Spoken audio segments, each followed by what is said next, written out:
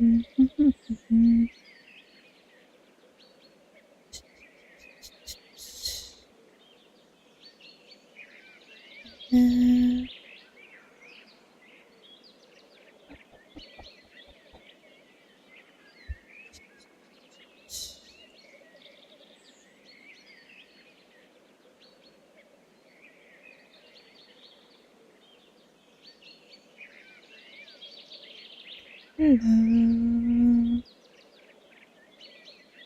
Yeah, I can start my timer now.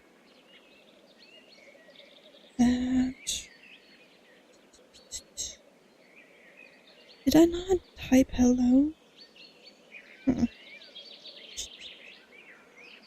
Hell yeah. Timer. Okay, that one.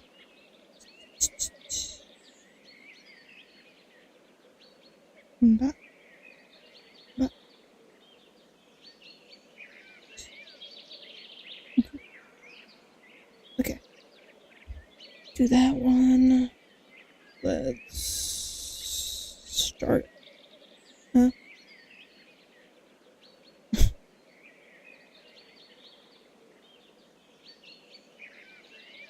Jesus. Okay, I think that's fine. Okay, let's... Oh, shit. I forgot to... Okay, I'll just copy that. And I'll change it when time's up.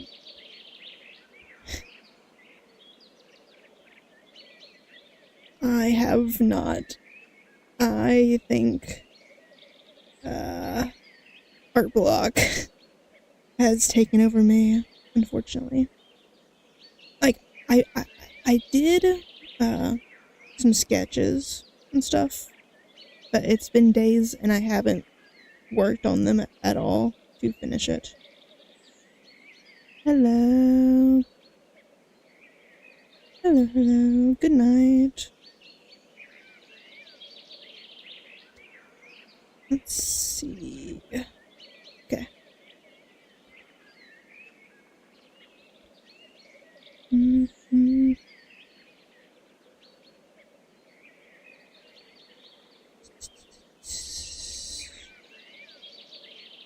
Okay.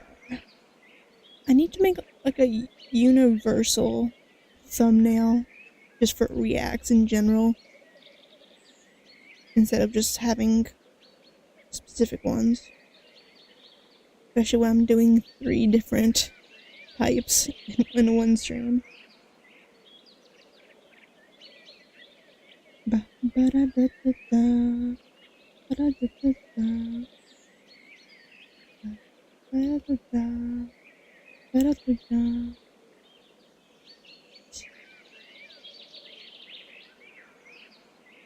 Okay.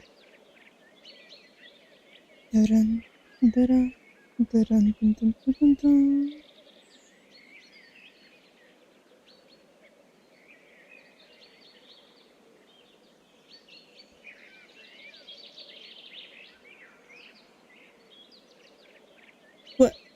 The Spider-Man meme? Or like the WikiHow one? There's a lot of pointing memes out there. Da-da, da-da, da-da, dun-dun-dun-dun, dun-dun-dun-dun-dun-dun.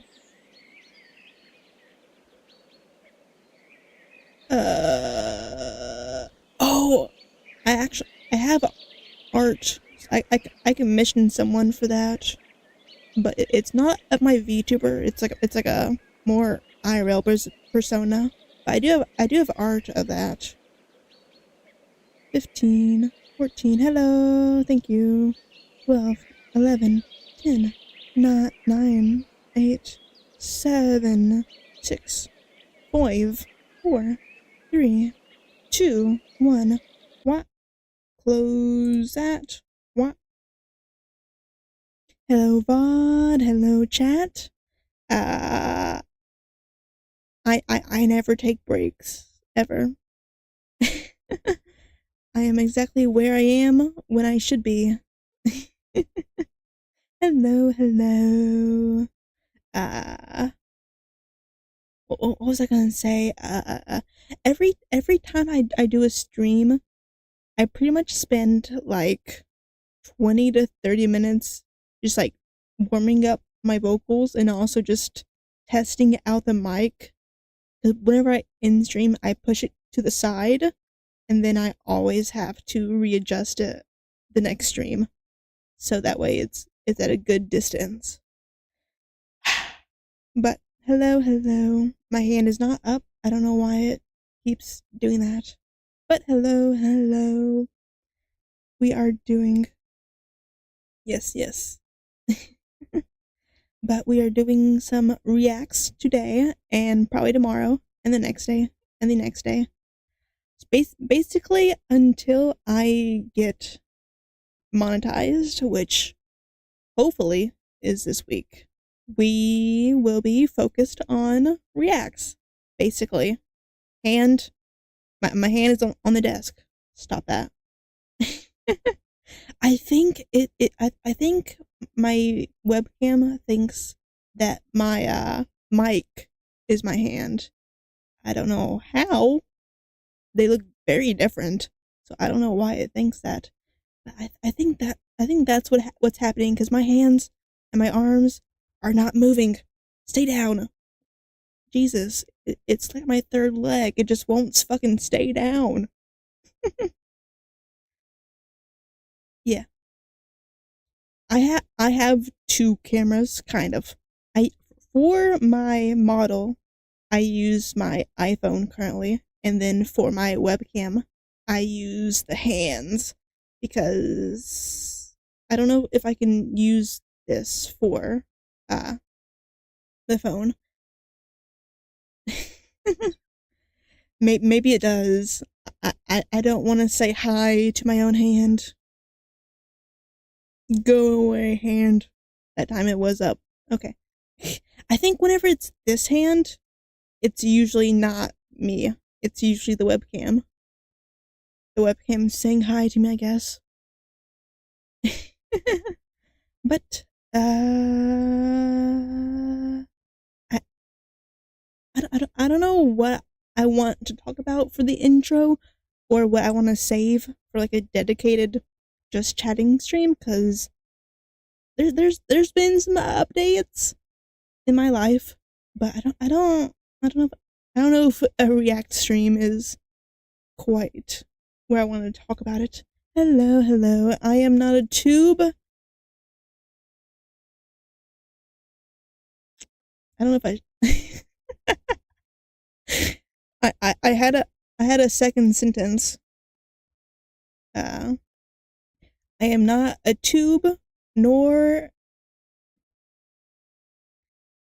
I am not a tube or something to use with lube. But hello, hello. Fuck, my brain is not working. Really? That's out of all my moments. Really? I feel like that's okay. That was not my hand. Why are we still here? Just to suffer. Ah. Why are we still here? Just to suffer. I need to find another workout other than squats, cause God, my knees are fucked right now. But okay. Thank you. Keeping me in shape. Okay, let's do it. And by that I mean workout, not fuck. Okay. Squats first, because if I go to the ER, it'll happen sooner. Okay. Also, I don't know why when I stand up, it makes me shorter. I swear, whenever I'm standing, I'm at a higher height than if I was sitting. I don't know why it makes me shorter. Okay, I'm not short. I have dumbbells. It's probably not a good idea to keep them in this tiny closet for me to trip over them. Okay, squats. 1, 2, 3. But I have like I think 20-pound dumbbells to get strong. Can I do the thing in standing up? No, not really. Okay, jumping jacks. 1, 2, 3. Okay, and sitting. Wow. But yeah.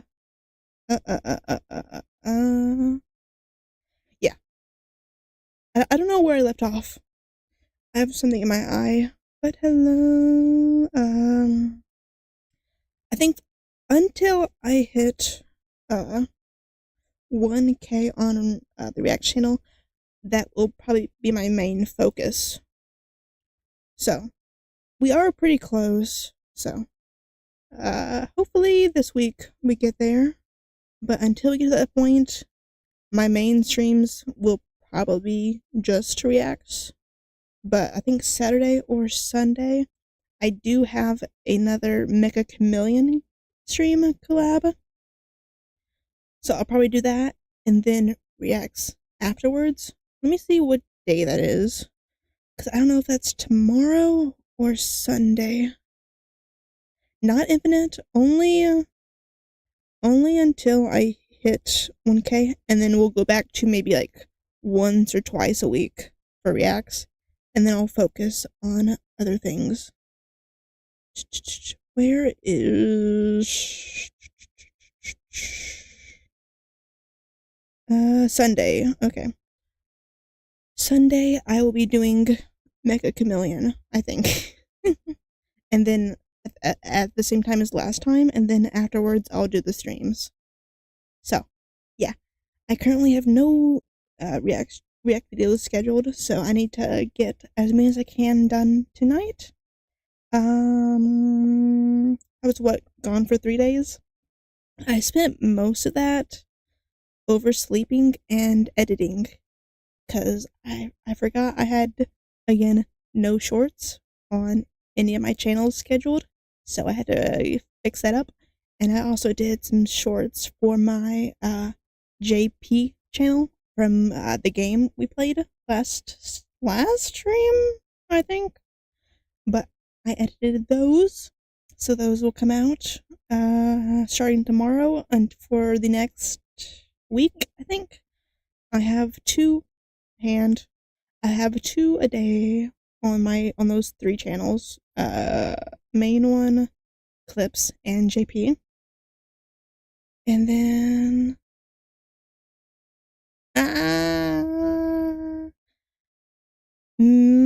once I hit 1,000 on reacts, I'll probably go back to our regularly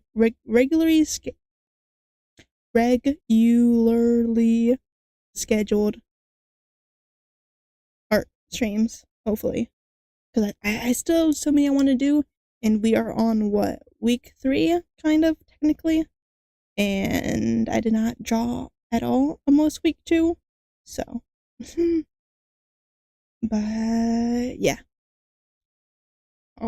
I'll try and do art streams as soon as possible once the other goal is achieved. So anything else to talk about? I don't think so. So it's been 15 minutes. I shall get onto the actual main event, which is hand. Why is my own hand slapping me?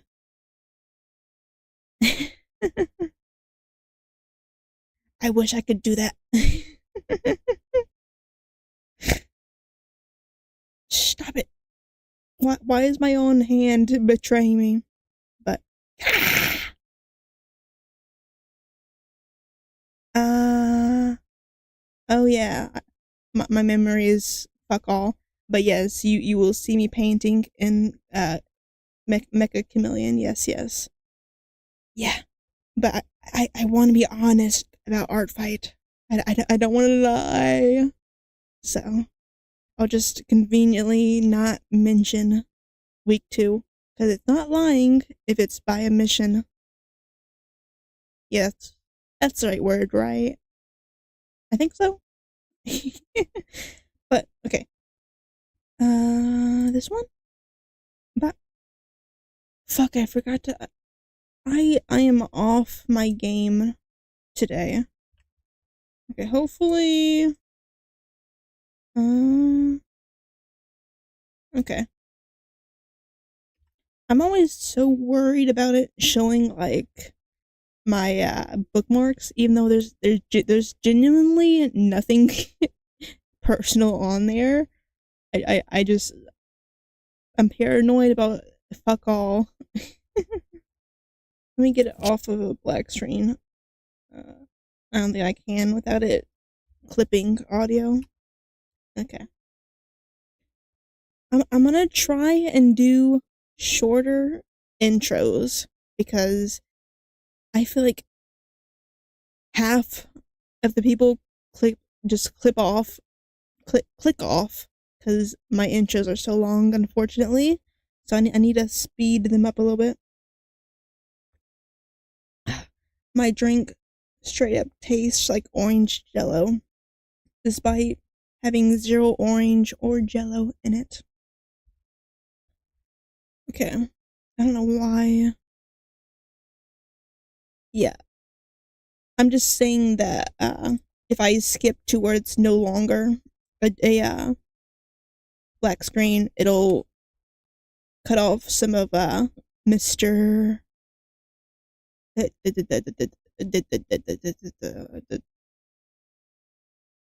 Casual Geographic's audio off if I don't start from frame 0 because I know he loves speaking immediately.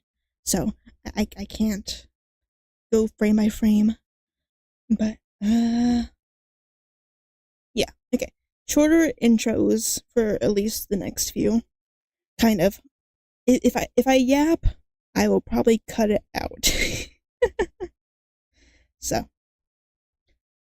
okay, I might need to cover up my webcam because this hand is annoying me. Maybe I just need to lower my mic and maybe it'll stop confusing me. Okay, nope, that was not the solution. Okay, move it this way maybe.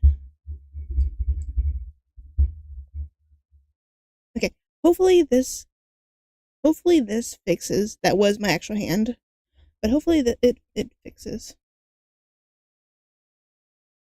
Huh? The what? What? What? the the what? Huh? Huh? Did I have a picture out that I didn't know I had? What are we referring to? What? What are we talking about? Huh? I I don't think anything should refer to anything regarding that. What? Huh? Huh? I, huh?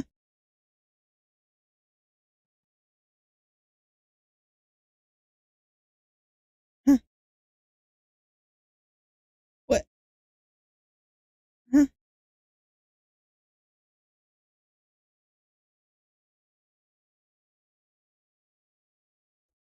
No, that's not what. That's not what my notification thing says. My Twitch notification says you want to press this so badly, like the notification. You want to press the notification, not. That's not what it says. Twitch would not let me say that. I don't know who was worse. Dyslexia. Me or you? Holy. But But my notification says Mistic is live. You want to press this notification so badly? Please, please, please. That's what it says. I mean, if it works, it works. You can pretend it says anything you want it to. If if that's what motivates you to click my stream, so be it.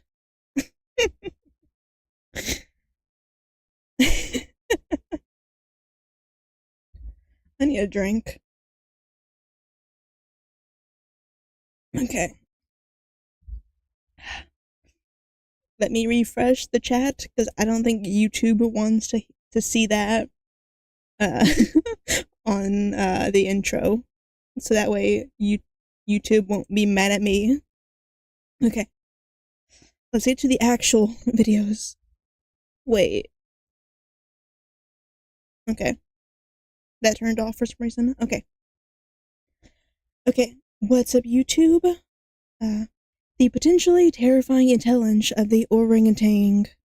I know absolutely nothing about orangutans, but this video is by Casual Geographic. Let's get into it. If you don't know me, my name, if you don't know me, my name's Mistic. If you enjoy what you see, like, subscribe, and comment down below. Orange. Yeah. Okay, let's get into the video. That was quicker, right? I think so. Giant ginger tree hippies don't always choose peace, but in 2014, one shocked scientist when she not only orchestrated the life canceling of another, she essentially hired a hitman to do it.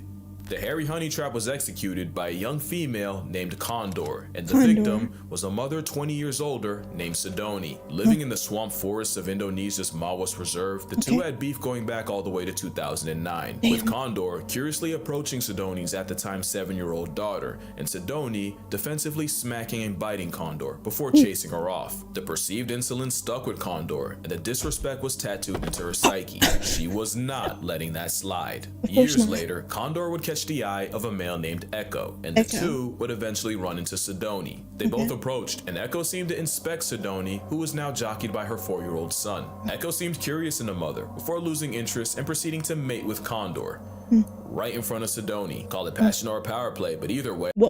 What age are orangutans adults? I know years are so different for animals.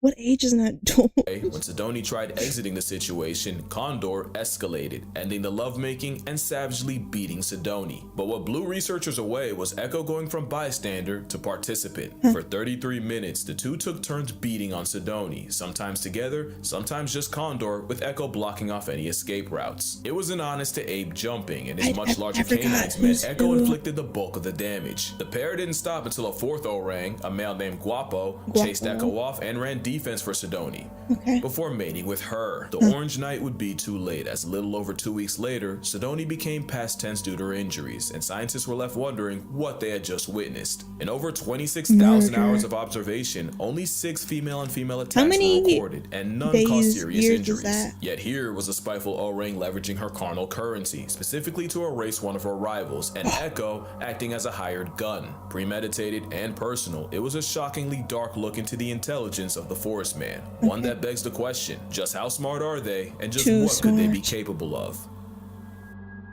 To say orangutans are intelligent is honestly disrespectful, because this tree-happy ginger ape is damn near human. That is an animal that can 100% speak. They way just more really don't human want to deal than with other, taxes. And that's only partially a joke. Their name, orang-utang, literally translates to man of the forest, because locals swore they were plus-size people that chose not to speak because they know then they'd have to get jobs. In 2014, a court in Argentina actually granted human rights to Sandra the orangutan after 20 years of captivity. How does that There's a work? cute saying that goes, if you give a chimp a screwdriver, it'll use it as a weapon. A gorilla would accidentally break it. A bonobo would become the screwdriver, but an orangutan, he'd hide it, use it to dismantle his cage, and then let all his friends out. There's a bunch of reasons for this brainy Bigfoot, and one of them is them being the biggest mama's boys on Earth. No other mammal spends more time with its mother. except Okay. humans. In the up to and often over 10 years of being her shadow, baby orangs learned everything about how to orangutan. Not only that, but daughters often live around their moms even after having their own baby. This means orangutans are one of the few animals that have a legitimate culture, and what we see is a sum of generational wisdom passed down. In 2022, a notorious Sumatran male named Raucus was seen using a medicinal plant to help heal a face wound he'd gotten in a fight. The 30-something-year-old applied the chewed-up paste of the akar kuning, an anti-inflammatory, antibacterial flowering plant traditionally used to treat malaria and diabetes. Raucus applied the paste for 7 minutes until it covered his wound, and 5 days later, it was completely healed. It's not the first time we've seen animals self-medicate. Parrots will eat clay to detox from all the leaves, and elephants will apparently eat certain plants to induce labor. But what made Raucus so radical is the simple fact that they rarely eat that plant to begin with. There's more evidence of orangs self-medicating with the same plants used by locals, and it's likely this knowledge was taught, and not by humans. Mothers will even teach their young to have the same preferences for food, so that when they get older, they can forage in the same area without directly competing with all the other mother-child pairs. Another thing this citrus simian is smart enough to understand is calculated reciprocity. In this viral video, you see this man Vitaly trade stats with a zoo orangutan. Not only did the hairy haggler refuse until he understood that he'd be getting something back, I swear you can see him check for zookeepers. If it sounds like a stretch, it's scientifically proven this untaxable entity understands the concept. Two orangutans at the Leipzig Zoo in Germany were given 3 different tokens and quickly learned that they could exchange one type for bananas for themselves. The second token type would earn bananas for the other orang, and the third type had no monetary value whatsoever. They're gonna choose the one that gives them the bananas, right?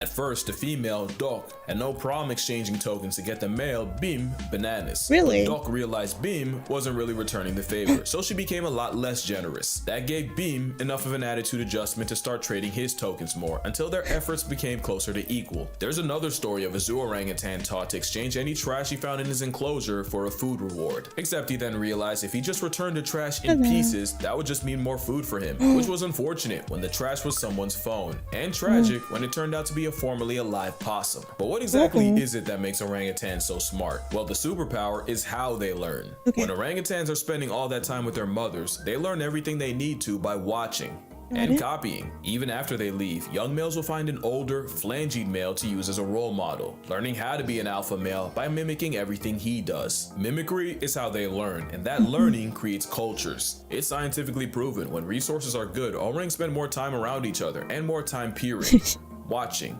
observing the other orangs. It's not just people watching, it's gathering intel, and they don't just do it to each other. Orangs regularly learn things just by watching the humans around them. This male— Who would have give that thing a saw? That feels like such a bad idea. I barely trust adult humans with a saw. Why are we giving an orangutan one? What?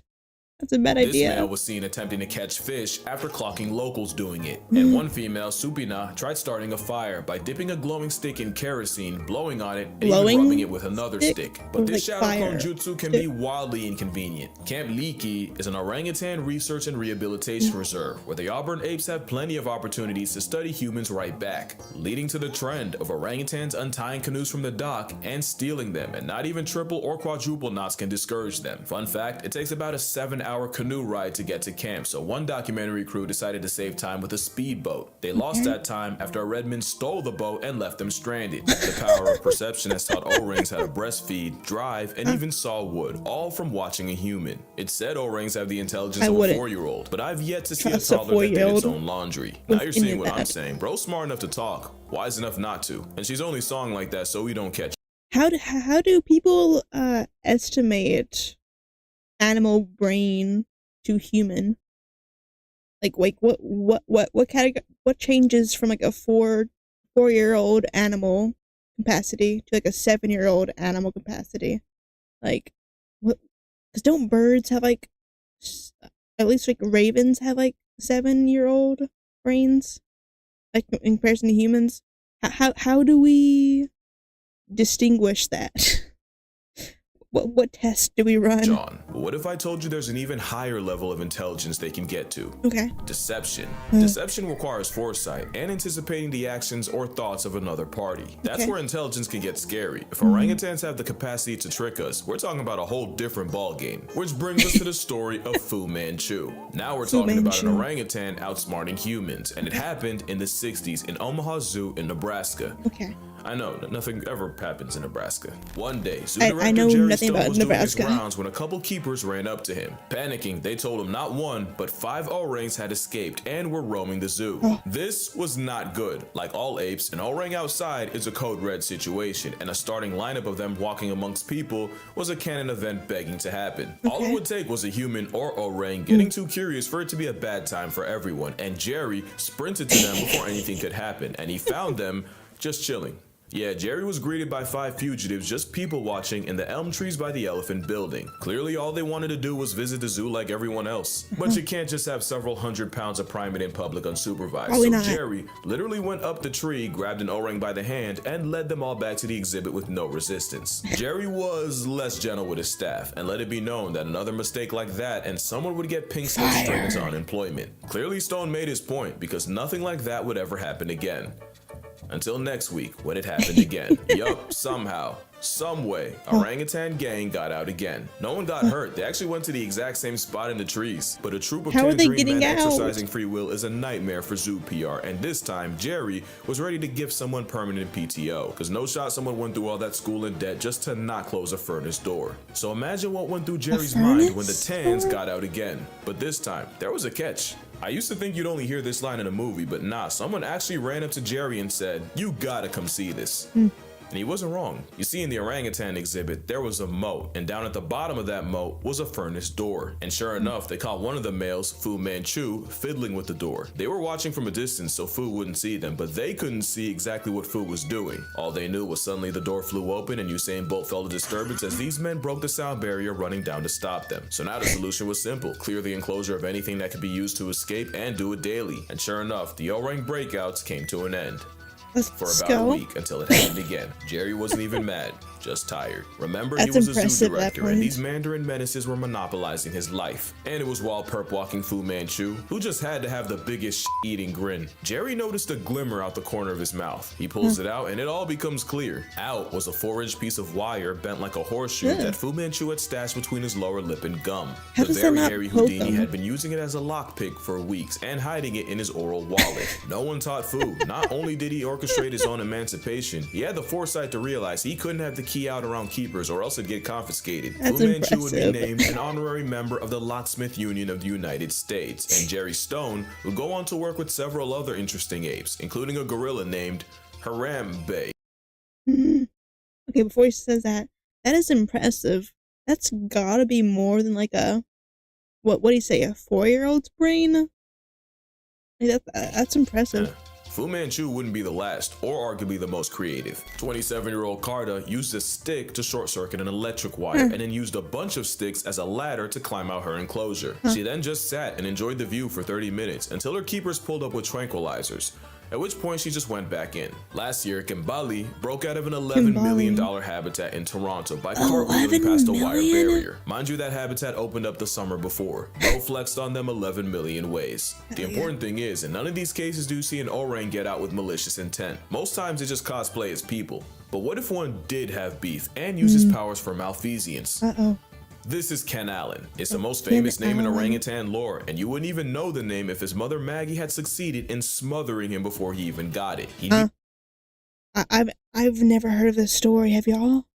He named after the 2 zoo officials that would raise him instead, Ken Willingham and Ben Allen. As a baby, he'd soft launch his shenanigans by regularly unscrewing the bolts of his crib and dismantling it. And once he got too big for a crib, keeper Joanne Thomas would take him around the zoo in a stroller, a decision that arguably cost the zoo thousands. 5 days after moving into his new enclosure, June 13, 1985, Ken climbed a wall and got out. Years before, folks caught Ken building a DIY ladder out of some branches. One thing I didn't mention is living in the trees full time means orangutans literally make their beds every single night.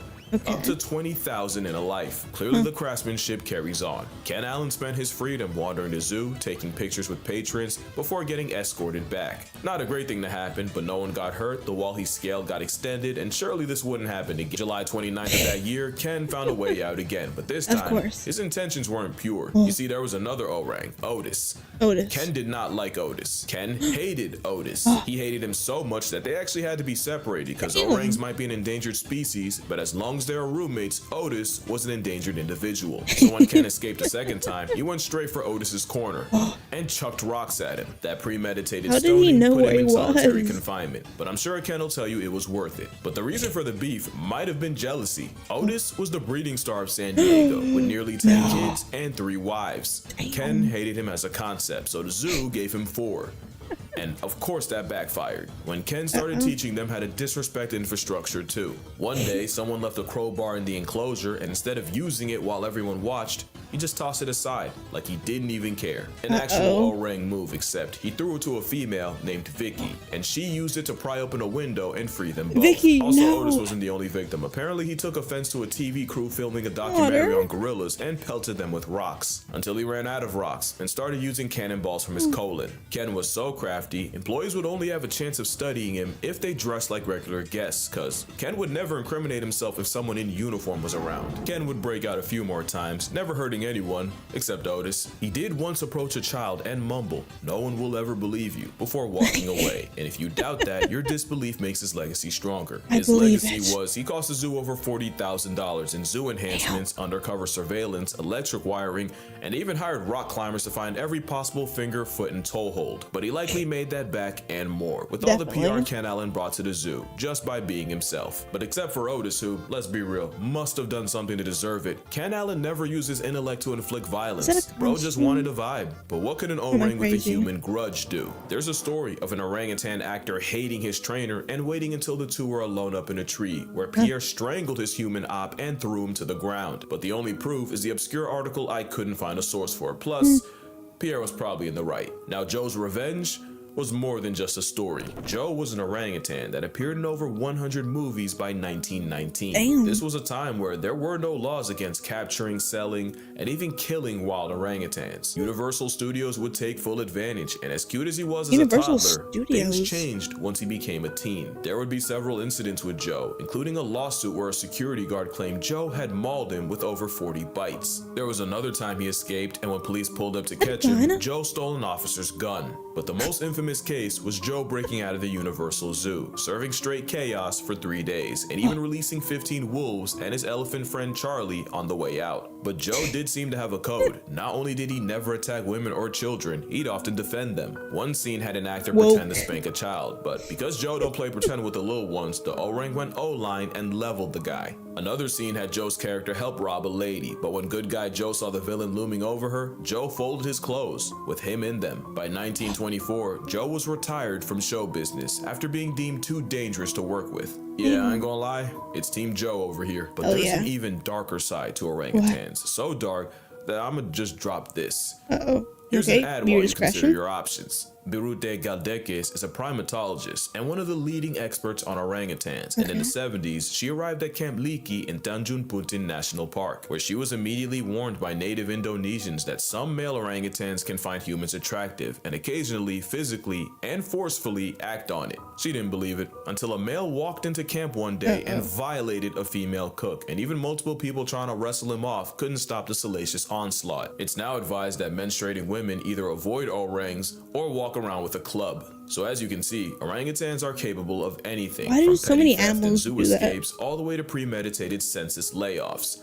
But honestly, they could and should be way worse. An orangutan has never been on record murking a man, and some have had very good reasons. Joe Martin had every good reason, and the fact that he died with no body says more about his kind. The strong mom bond means Joe's mom was almost certainly destroyed for him to be taken. Joe suffered all manners of neglect, including electrical burns from wires, eye damage from the constant stage lights. He was given cigars and alcohol which ruined his health, and he was even knocked out by former heavyweight James Jeffries, all without never really interacting with another orang. Joe going through all that and never severely maiming someone is our entire relationship with orangs in a nutshell. We have done far more to them than for them, in worse ways than you think. I can that kind of applies to most animals, unfortunately.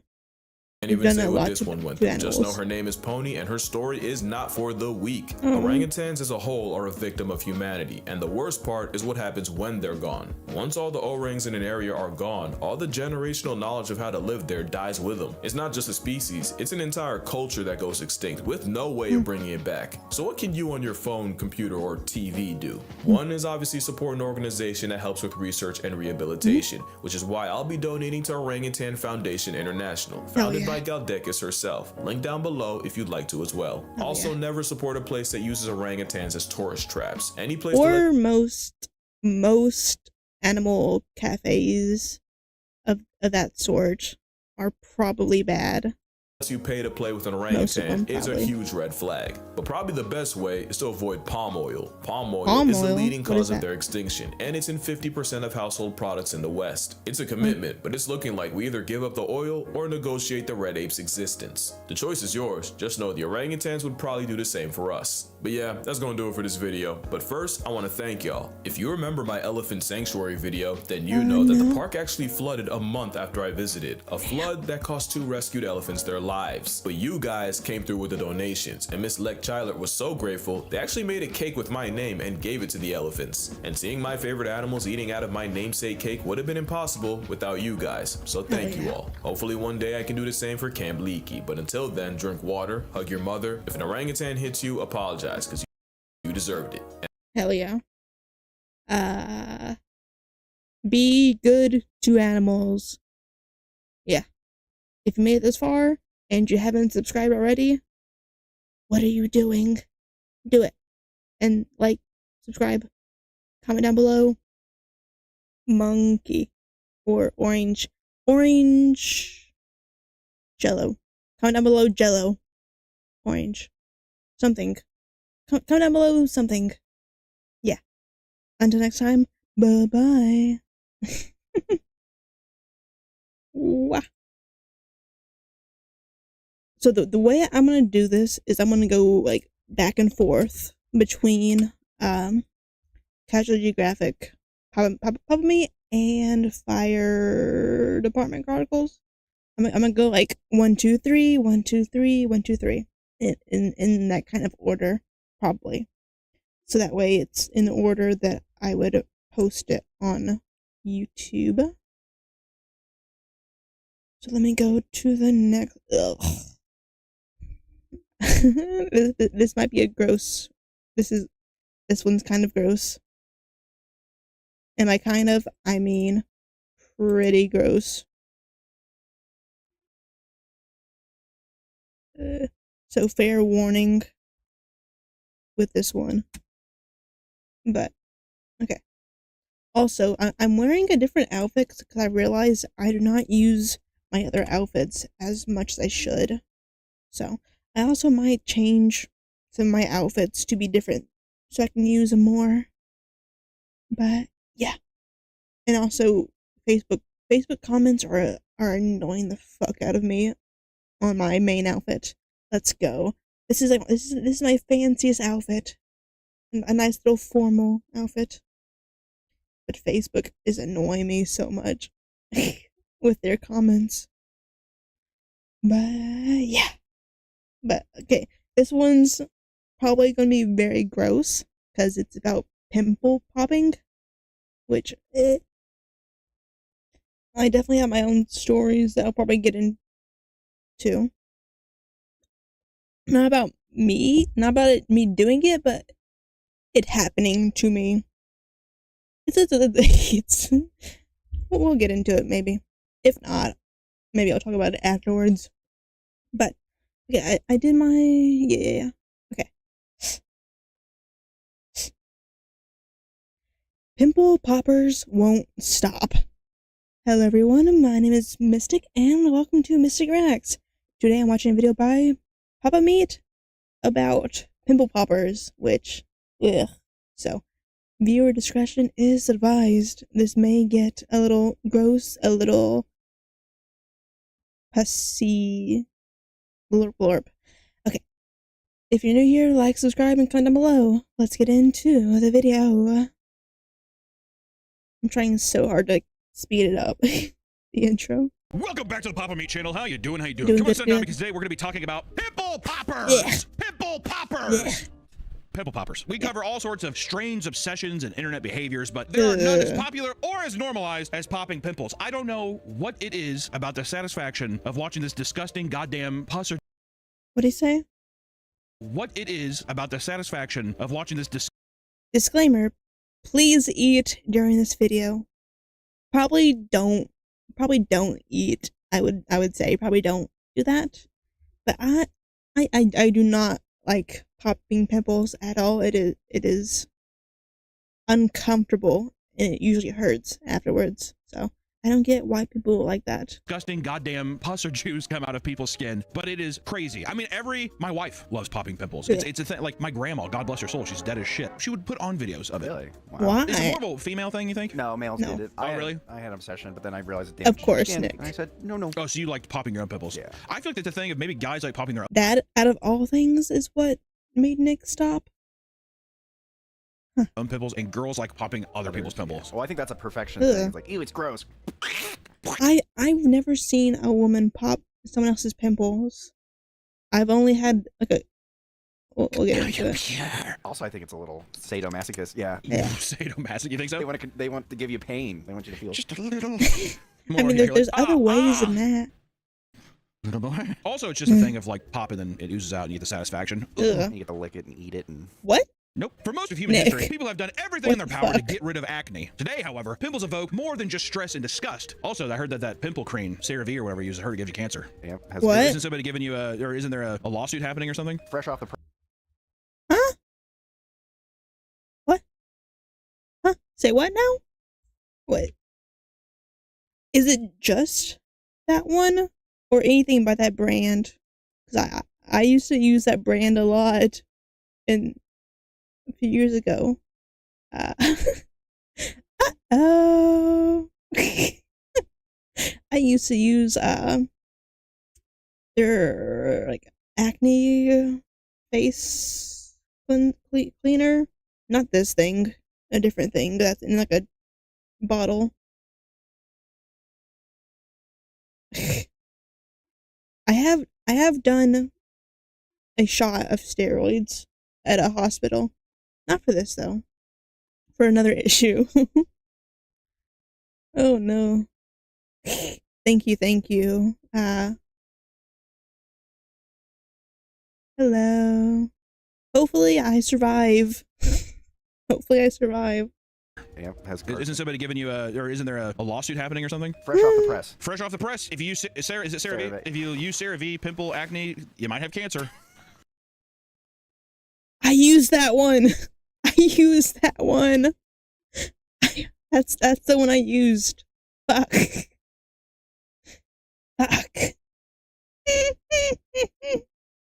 Oh no. That's the one I used. Moisturizing cream. I think I might have some in my room that I just never got rid of. Because it was fragrance free and I have sensitive skin, so I used it because it didn't break me out. Oh no. Your boy might have cancer. Your boy may have cancer.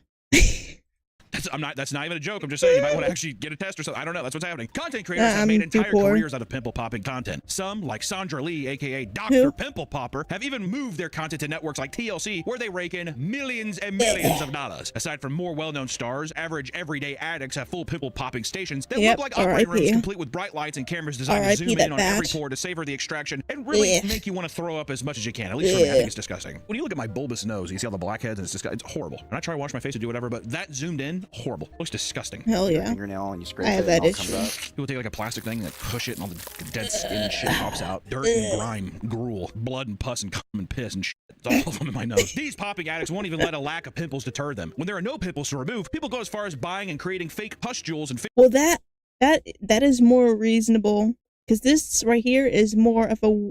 It should be used as a way to stop popping your own pimples. It's meant to be like stop, like harm reduction is what it's meant to be for. Like this is supposed to help stop that have it.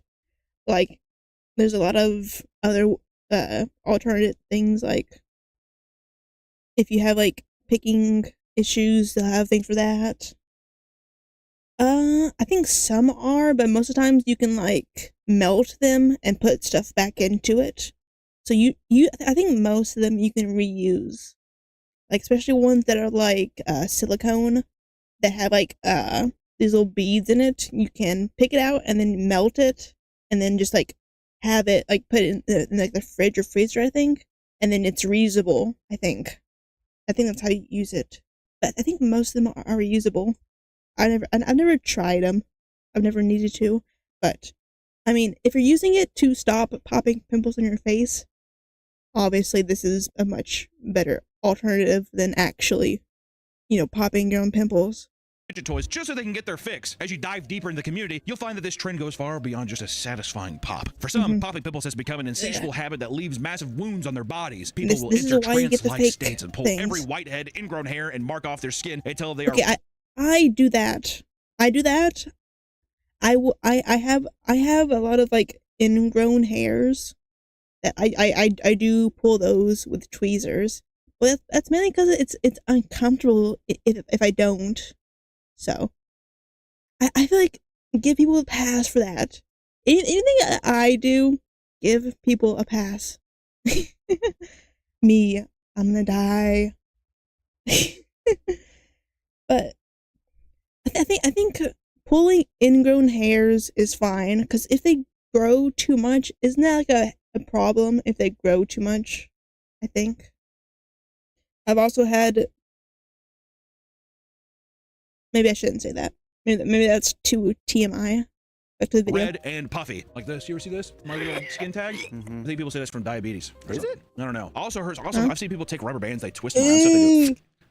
I've seen not rubber band, but string. They tie it and then all the men in my family have this shit. I'm gross. I have skin tags all over me. I'm like I know my old dog. Grandmother had that. Yeah. And she had diabetes. I guess that makes sense. Oh, getting there down there? I thought it was cancer. Well, not down there. Is it down here? No, down, oh, down in there. Yeah. Down here. I thought you said down there. My cock looks like a witch's nose. Silver boiling keg. Even landed people in the hospital, whether it was from open wounds causing skin infections or from people using saws on their own faces to remove acne, dude. Saws? There's no limit to what people will do to scratch the itch. So grab your fuck? tools as we delve into the juicy and impulsive world of pimple popping. When most people pop a pimple, it's a one and done thing, right? There's only one. Not refillable. You know, I used to always gross me out is the plastic tubes that had juice in it. You remove the top. And you squeeze them? And you do. You suck the juice out of it? I Not the ice love ones, though. those. You just had juice in it. What a weird device. I don't fucking know. You used to suck I the like juice out of it. those. Chewing on the tip of that with the juice in it made me think of a pimple. And it used to make me gag. That's weird. I know. That's weird. It made me think of those I don't know why I like cola did. Would you pop your candies. pimples while you're drinking your juice? I like No, them. I don't ever pop my pimples. You have Allison do it. No, I don't let anybody do it. I think I got freaked out one time. I think there's a kid in my school that had a cyst, and his cyst like popped or something. It was like a big thing, and it whatever. And that. I used to have like 2 cysts inside me. It sucked, but From a young age. It was like on his I leg. probably feel still like he fell have him or something. one. It was- Exploded? Oh my yeah, God. it might not have been a cyst. I don't know. But it was something. It was disgusting. That traumatized me as a kid. cysts I've seen when people like homeless people suck. get infections and they have to cut them open. That's fucking horrifying. This black, green bile. All this shit though, you know, it's all this like weird medical stuff. You know, I've seen people also get hyped up on is people like looking at surgery footage of people removing ingrown toenail.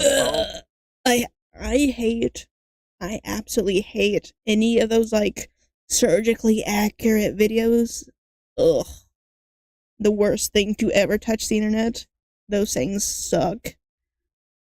Ugh. Yeah, the Hangnails hairs. or whatever, or the hairs too. People pulling out their hair is fucking disgusting. Yeah, they pull like a Oh. 3 foot long They take like pliers and it's like a ball of twine. or botfly when people. Oh, the botfly thing is horrible. Well, yeah, when I was younger, we went down to play them down by the creek. Whenever we came out, we all had sea ticks on the underside of our stomach. That was too. You ever had a sea tick? Horrible. Nope. Awful. Pretty sure you can get a disease. I didn't. I've only had Sponsored by regular Fume, leaders ticks. in flavored air. Fume is that flavored air device designed to help people quit vaping and smoking by breaking the hand-to-mouth pattern. Cravings can be quit differently. The only question is whether you're ready to take the first step. Oh, yeah. Grab this offer while it's available. So head to tryfume.com. That's TRYFUM.com and use code PAPAMEAT to get your free Fume topper with your first purchase today. Oh yeah. When most people pop a pimple, it's a one and done thing. But for someone more infatuated by the act, removing one zit becomes a long, drawn out experience that feeds into a deeper addiction. For many, it is the entire experience of popping a pimple that makes it all worthwhile. And oftentimes, popaholics as they are sometimes referred to, will have a favorite area or type of pimple that they gain the most satisfaction from bursting. Nick, if you had to choose your favorite part to actually pop a zit on you or someone else, what would What's it you be? gonna say? A body part? The butt? So pause. Where else would it be besides a body part? Where? I don't know. Yeah, where else would it be, Nick? Where else that would have? We'll move past it. One person claimed they love feeling the pressure on their skin when a pimple is formed in the crease of their leg. Ugh. You know what's my least favorite place to get a pimple or whatever? Right here. Oh, there. On the nose, and it just is. It's Oh yeah, I hate those so much. Like I get a lot, unfortunately, on like. I'm just trying to check my left and my right. I get a lot on my right side, and it sucks. Oh yeah, those suck. Those suck. Cause I've gotten ones like on your like Cupid's bow, like right in that middle area. Oh, it sucks. It sucks so much. Ugh. But I hate the ones like on the chin or on my right side. Sucks so much. claimed, and you can't even like rub it without it being horrible. Right here. I get them a lot on my upper lip. Oh yeah, It's sucks. Herpes. Well, it's pimples, but I'm like, I wouldn't be surprised. I don't know. well, that's why I'm like, today's the day. This is herpes. Remember you came into the office for like 2 weeks, you had the band-aids over your lips. You're like, weird. I don't know why. It's like my lips are chapped. I'm like, they're just giant band-aids over your lips. They go into great detail about breaking the pimple through the surface and having to change their grip to fully vacate the goop inside. I hate I that. don't like that either. Also, have you noticed all those motherfuckers like pimple popping? They have coke nails. Look at any guy popping pimples. Those motherfuckers have coke nails. I think that's just Okay, so thankfully I don't have those right now because I've been like I'll like grab a scissors and cut my nails off, but I used to have, I guess, technically coke nails or like random fingers just because my nails would break so often that like only like 2 nails would be long, and people would say, "Oh, you have coke nails," but my nails are just fucking break like dust. No, I'm a Sprite Vtuber. I'm a Sprite Vtuber. I drink too much Sprite, but my nails. I remember I picked up like a plastic bag, and I put it down, and one of my nails had chipped off. So, I need to take like those vitamins that help your nails grow, or like not grow, because mine grow pretty fine. But I need like thicker nails, because I like being able to like scratch and itch with my nails, but well. The old videos that you've probably seen from my box unboxing videos are no longer accurate, because my nails don't go past the edge of my fingers right now, at least not that much, because my nails are not that long anymore. They all broke off, and I've never been able to get them to that length again, so they're not as long as you probably last saw them in a video. so they could really dig into your skin and push like with an angle. I had an art teacher who had coke nails. He also had arthritis, and his fingers were. It's kind of funny, a coke addict with coke nails that has arthritis. His fucking hand looks like a bent up coat hanger, and he's just like. I thought maybe he got them broken because both hands looked exactly the same. Yeah. And then every morning before class, he made you line up and you had to high five him. It was some kind of. I'd say no, dude. I tell him every scissor hands, I'm not touching them. Well, that's what happened with my grandma, that crazy bitch. She'd get drunk off Malibu rum, and she'd sit there and her hands are all twisted together like I don't know, like a like a churro or something. She'd be like, "Look at you!" She'd grab my cheeks and shit. And pinch him. Yeah, she's drunk as shit, just being like, "Oh, hi!" Horrible. I always hate that. What pleasure do you get out of that? Again, it's a pain thing. It's only women. You like that? No, it's not. No. Okay. Since they're talking about like other people doing it, I have a story that I guess is probably relevant now. When I was in, what was it? It was probably like elementary school. No. Whenever I went to my dad's house, I would just get so stressed. I would come back with like a face full of acne, and then sometimes I would like have to stay over the weekend until like a school night with him, and for some fucking reason he, like, every, like, whenever I went to school. Yes, it does. But whenever I went to school, like, in his car, right before we would head to school, he would fucking, like, pop the pimples around my nose and my face until they bled. I don't know why he did that. He would just do that every single time I stayed long enough for school.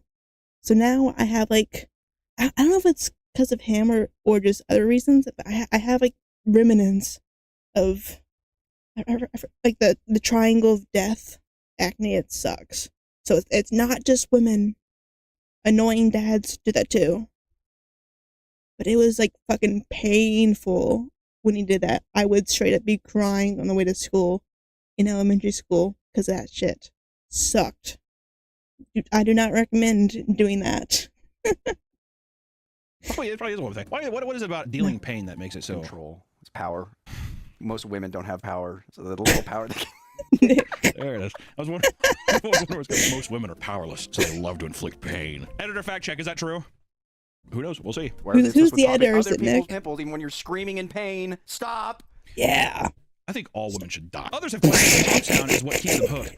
What? I don't think there's a pop sound. The pop sound of it. I don't think I've ever heard a. Have you heard like a? No. No. Can you imagine I've that? never heard. There it is. I don't know about like that. They claim that the crackling pop or the squish of a pimple is just as satisfying as cracking your back. I think they're hearing No, it something. is not. Let me just crack my back. Very nice. It is not as good as cracking your bones. This is so much better than popping a fucking pimple. Holy, what do you mean? You can pop your bones every, like, 20 minutes. It's so much better. Let me just pop my neck. There we go. It's the demon in their ear talking to him. One time when I jerked off, I thought, wait, No. What? But the satisfaction isn't always tied to the pop itself. There's a large group of people who love to go after the acne because it feels like a cleansing ritual for them. In their minds, it's like they're at war with their body. And during their teen years, one person claimed that they would think "fuck you" after every pop, as if they just killed something that they hated. Why don't you keep that to yourself, dude? Can you imagine that? Fuck you. power. I'm telling you, it's a power trip. Oh, did you get bad acne when you were going through puberty? Oh yeah, I had my whole forehead was like a mountain, and my back too. There were some people I was like, man, just bad luck at the draw. Like hormones just fucked them up. I still have, like, annoyingly bad acne, but it is getting better. But God, was it bad in It middle was my school? long hair. I think I would touch it too much because once I cut it, it was fine. I remember sitting there, I was so fat and disgusting. I mean, still am, but fat teen, just so fat, curly ass hair, hardly showered, forehead get acne on it. I'm like, I think I'm going through puberty. I'm like, no, probably because you have oily, fucking greasy hair on your forehead, you disgusting slob. Sometimes ads. overwashing too causes acne. Strips all your oils, and then your body, your face wants to get more, so it produces more oils, and then you get acne. So sometimes actually not washing is the better option. Dr. Nick, popping a pimple can be Depends such on a the euphoric person, experience that some have I even guess. gone as far as to say a good pop is the equivalent of a good orgasm. No, No, says it's that. There's not. no way. I've read a lot on Reddit. People saying they love popping. Have I ever? It's better than coming. The pleasure. Damn. Huh. I don't know if I've ever had an orgasm. Felt in every little detail of this process creates a nasty feedback loop that is hard to break. Like with any addiction, most Why people even don't realize show how if you're bad gonna things have gotten censor until it? it's too fucking late. Many people think about pimple popping constantly. They'll begin to pick and pop at literally every blemish on their skin just to repeat the exact same process the next day after their body is healed. To ensure that they have more acne locked and loaded for the next day, some popaholics have begun purposely wearing tight clothes and not showering to produce more blemishes. Wearing tight clothes causes pimples? Maybe the sweat traps Yeah, that's in. good. Definitely that's the probably what it sweat. is. Sweaty ass skin. It's irritating your skin. I bet you all those motherfuckers who do like inflate, like BDSM, they wear those latex suits. A lot of pimples. Yeah, exactly. Look like got stung by a hive of bees or some shit. When an addict has run out of zits to squeeze, What they will the begin to look elsewhere for something to pop. That an ear? What? Grab their testicle. People search their bodies hoping to find ingrown hairs and splinters. They can also give off satisfying enough sounds. Splinters, my god, dude. Ugh. Where's the worst place you got in a splinter? In between my finger here. I was like grabbing something and it went, that was I got horrible. like a splinter on my foot. Online, new waves of satisfying dermatology content are taking things to I a whole hate new those- level. At one point, those, ingrown toenail popping patch videos were all the things so rage much as people that took they're so scalpels to painful. infected toes and watches the yellow pus rain out. What did I say? What did I fucking say? Isn't that disgusting? Horrible. Ugh. That's just the shit my grandma would watch. You'd be like looking over that crazy old bitch. You'd be like, that's how you knew that. That was like kind of a bit of a warning sign too. I was like, put her down. Did you? No, she's gone now, but Okay. Well, I didn't know if you put her down. did I put her down? No, I didn't. Your family. No. Okay. That's legal in Colorado now, I think. What? If you were to open the comments on one of these videos, you'd see people losing their minds. Some comment that the person in the video was going too slowly, or that they imagined the smell of the procedure must have been amazing. If they can't find anything on the outside of their body, some poppers turn inward. For a while, videos of people popping their tonsil stones out were all the rage too. Tonsil stones? What? Stones, So does my wife. People with tonsil stones are so annoying. Like human cats is what it sounds like, isn't it? And I feel bad for them too, because then they always do like, "Heal me, tonsil stones." Put your finger down, push them out till they bleed. I don't know. It's always at night or something. Oh, It's yeah. always just that. I went to the doctor when I think it was like 17. And Do you still have your tonsils? I was like, "Can you laser them out?" Because I saw a video where this guy had a laser and they just zzz it away, and he's like, "That doesn't exist." Do you are you supposed to get your tonsils removed? 'Cause I'm pretty sure I still have mine. I also still have my molars, I think, or canines, molars, the very back ones. I need to get those removed absolutely as soon as I can. And I was like, bullshit. I saw a They're video. And chipped. then two, he was like, in 10 years, the holes will open up enough that like debris won't get caught in. And it's been 15 years, I think. Still get them. So Once again, these videos Okay. are littered with comments from people claiming to love the smell involved with the whole procedure. I never would have thought about the smell. Do people smell? What does pus smell like? not good. Bad? Yeah, it's like gross, Probably. right? Is it different with fat people? Yes. Because if you think about it, like people that have like diabetes and shit when they piss, their shit's sweet. What does the pus smell there too? Mm. Smells like a hot pocket. You ever smell? That's what fat versus I don't pus like smell Hot Hot shit. I'm like, Pockets. oh, goddamn. That's what Totino's pizza rolls are filled with. Would you taste it if it smelled like a hot pocket? You'd have to imagine you would. Just a little. I would. Little. If it smelled like a full, like a pepperoni hot, I'd probably be like, do a little aardvark tongue. Ew. Has anyone ever eaten pus? You have to imagine so, right? Can you imagine like a big thing of pus that's like those like whipped cream cheese? What? Cut it out. So, what do you do when your own body runs out of things to pop? You turn to your pets, obviously. An account on What? TikTok with over 15,000 followers goes by Sphinx Cleaner and is run by a woman who posts videos of her forcefully removing blackheads from her hairless cats. In the video, she has to strap down her cat before squeezing its skin. As the gunk flew out, she would comment and moan Animal- about how satisfying it was. You see, I don't know. I don't even know the ethics of that. Do you call it animal control on like animal abusers? Who do you call? What is the CPS for animals? Call that. Fucking call that. I didn't even know animals could get acne. What? Or whatever the fuck that is. That is not what. Someone needs to call something on that I woman. don't know the ethics of. Is that a common thing for hair? Are you supposed to do that? I didn't know dogs could get pimples. I Let's didn't talk know about that. Oh, cats too. Yeah. But do they have sweat glands? Oh yeah, sure. You assume so. Dogs don't. Dogs don't have sweat They glands. don't have, that's why they pant. And most animals don't have sweat glands, so No, they're they don't. I don't know. like birds piss and shit on their legs to cool them down. Do you do Alright, that, so Nick? Oh, that wasn't in response. The account sparked a massive trend of cat owners constantly hovering over their cats, hoping to find some acne so they could pop it and post it online. Ugh. Since literally anything on their skin is subject to popping, some people have accidentally popped their own skin cancer growths, thinking it was a pimple. God, we dodged a bullet there. Holy shit. If you don't get it all, I think it makes it worse, though. I'm always concerned that I have like a piece of cancer on me. Yep. Like I'm always so paranoid about like any signs of cancer because it runs in my family. But oh my god, popping your cancer thing, that makes it worse, right? Ugh. No. Popped it? Oh yeah, big bad whitehead. I got rid of it. Yeah, so that was cancer. And now are you sure that makes it worse? If you like removed your mole by yourself, it would like grow back, and then it would grow back worse. I kind of did that with my dog, except it wasn't cancerous, but he had like a thing on it, and I like scratched it. I think it was just, I don't know, something just. Anyways, it grew, and it. What do you mean? Why'd you scratch it? I had a little addiction for. For what? Well, no, you can't just. What do you? It's like it was Baxter, my 18-year-old dog. Like if his teeth were loose, I used to rip them out. What? Why? Oh, because they're loose. I'd fiddle with them. Cause What were you scratching? What is wrong with What was on the Nick? back to scratch? You said I would it scratch was like a little growth, so I was like scratching it, and I noticed like, oh, like Like scratch a tiny growth on your dog's back? kind of like a pimple. I popped it, removed it, and it started bleeding. Anyways, it just kept growing. I think the biggest it got was about like half an inch. It was like a big mole. This is such a fucking nasty video. You're such a nasty guy. You know? Yeah. And also, you're like, yeah, pop it, bleed, and grow back, I pop it again and bleed. I rip him out. My Also, the dog was god. like blind and retarded, wasn't he? He was blind. He had no teeth. Yeah, Nick continuously ripping the hump out of his back. One popper comments that only after a growth kept reappearing in the same spot and oozing weird liquid did they go to the doctor to get it diagnosed. The whole pop first think later mentality is extremely prevalent in the pimple popping community. This sentiment could not be more present than after the time a woman squeezed out a botfly larva, thinking it was a What? regular whitehead. Though it might I mean, it's good that she squeezed it out, right? You don't want that in you. How does that get in you in the first place? That is concerning. What the fuck? I don't even know what those are. How does it get in your skin? Be fun at first. Many people experience a kind of post-pop clarity, snapping back to reality, only to regret going so hard on their skin. Realizing Triangle the dangers death. of forcibly ripping blemishes off their body, many in the popping community have little interest in I popping won't themselves search and it. would rather watch Hello. others do it. Watching a pimple pop can be just as intoxicating for all the same reasons, and there's no shortage of popping content uploaded online. Pimple popping can be so satisfying. Many admit they even use compilation videos as a kind of anxiety or sleep aid. What? How? Imagine going to sleep, That would be a you're tucked into your bed, you're just stress like, on the screen there's a thing over there, and you're just like... Also, the sounds. Are they saying they're like... Yeah. Skin doing... Yeah. That's what's in your head as you sleep. Yeah, some like Brazilian woman.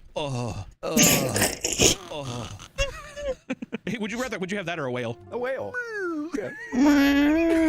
Put both on the same time. Mi amor, mi amor. First time sleeping over that person's house. I think you're in the depths of hell. For many poppers, sitting down and watching his hit burst is just as relaxing as yoga. You never know what kind of emotions each video could stir. Actress Jennifer Love Hewitt. I mean, no, not her. I love her. Ghost Whispers.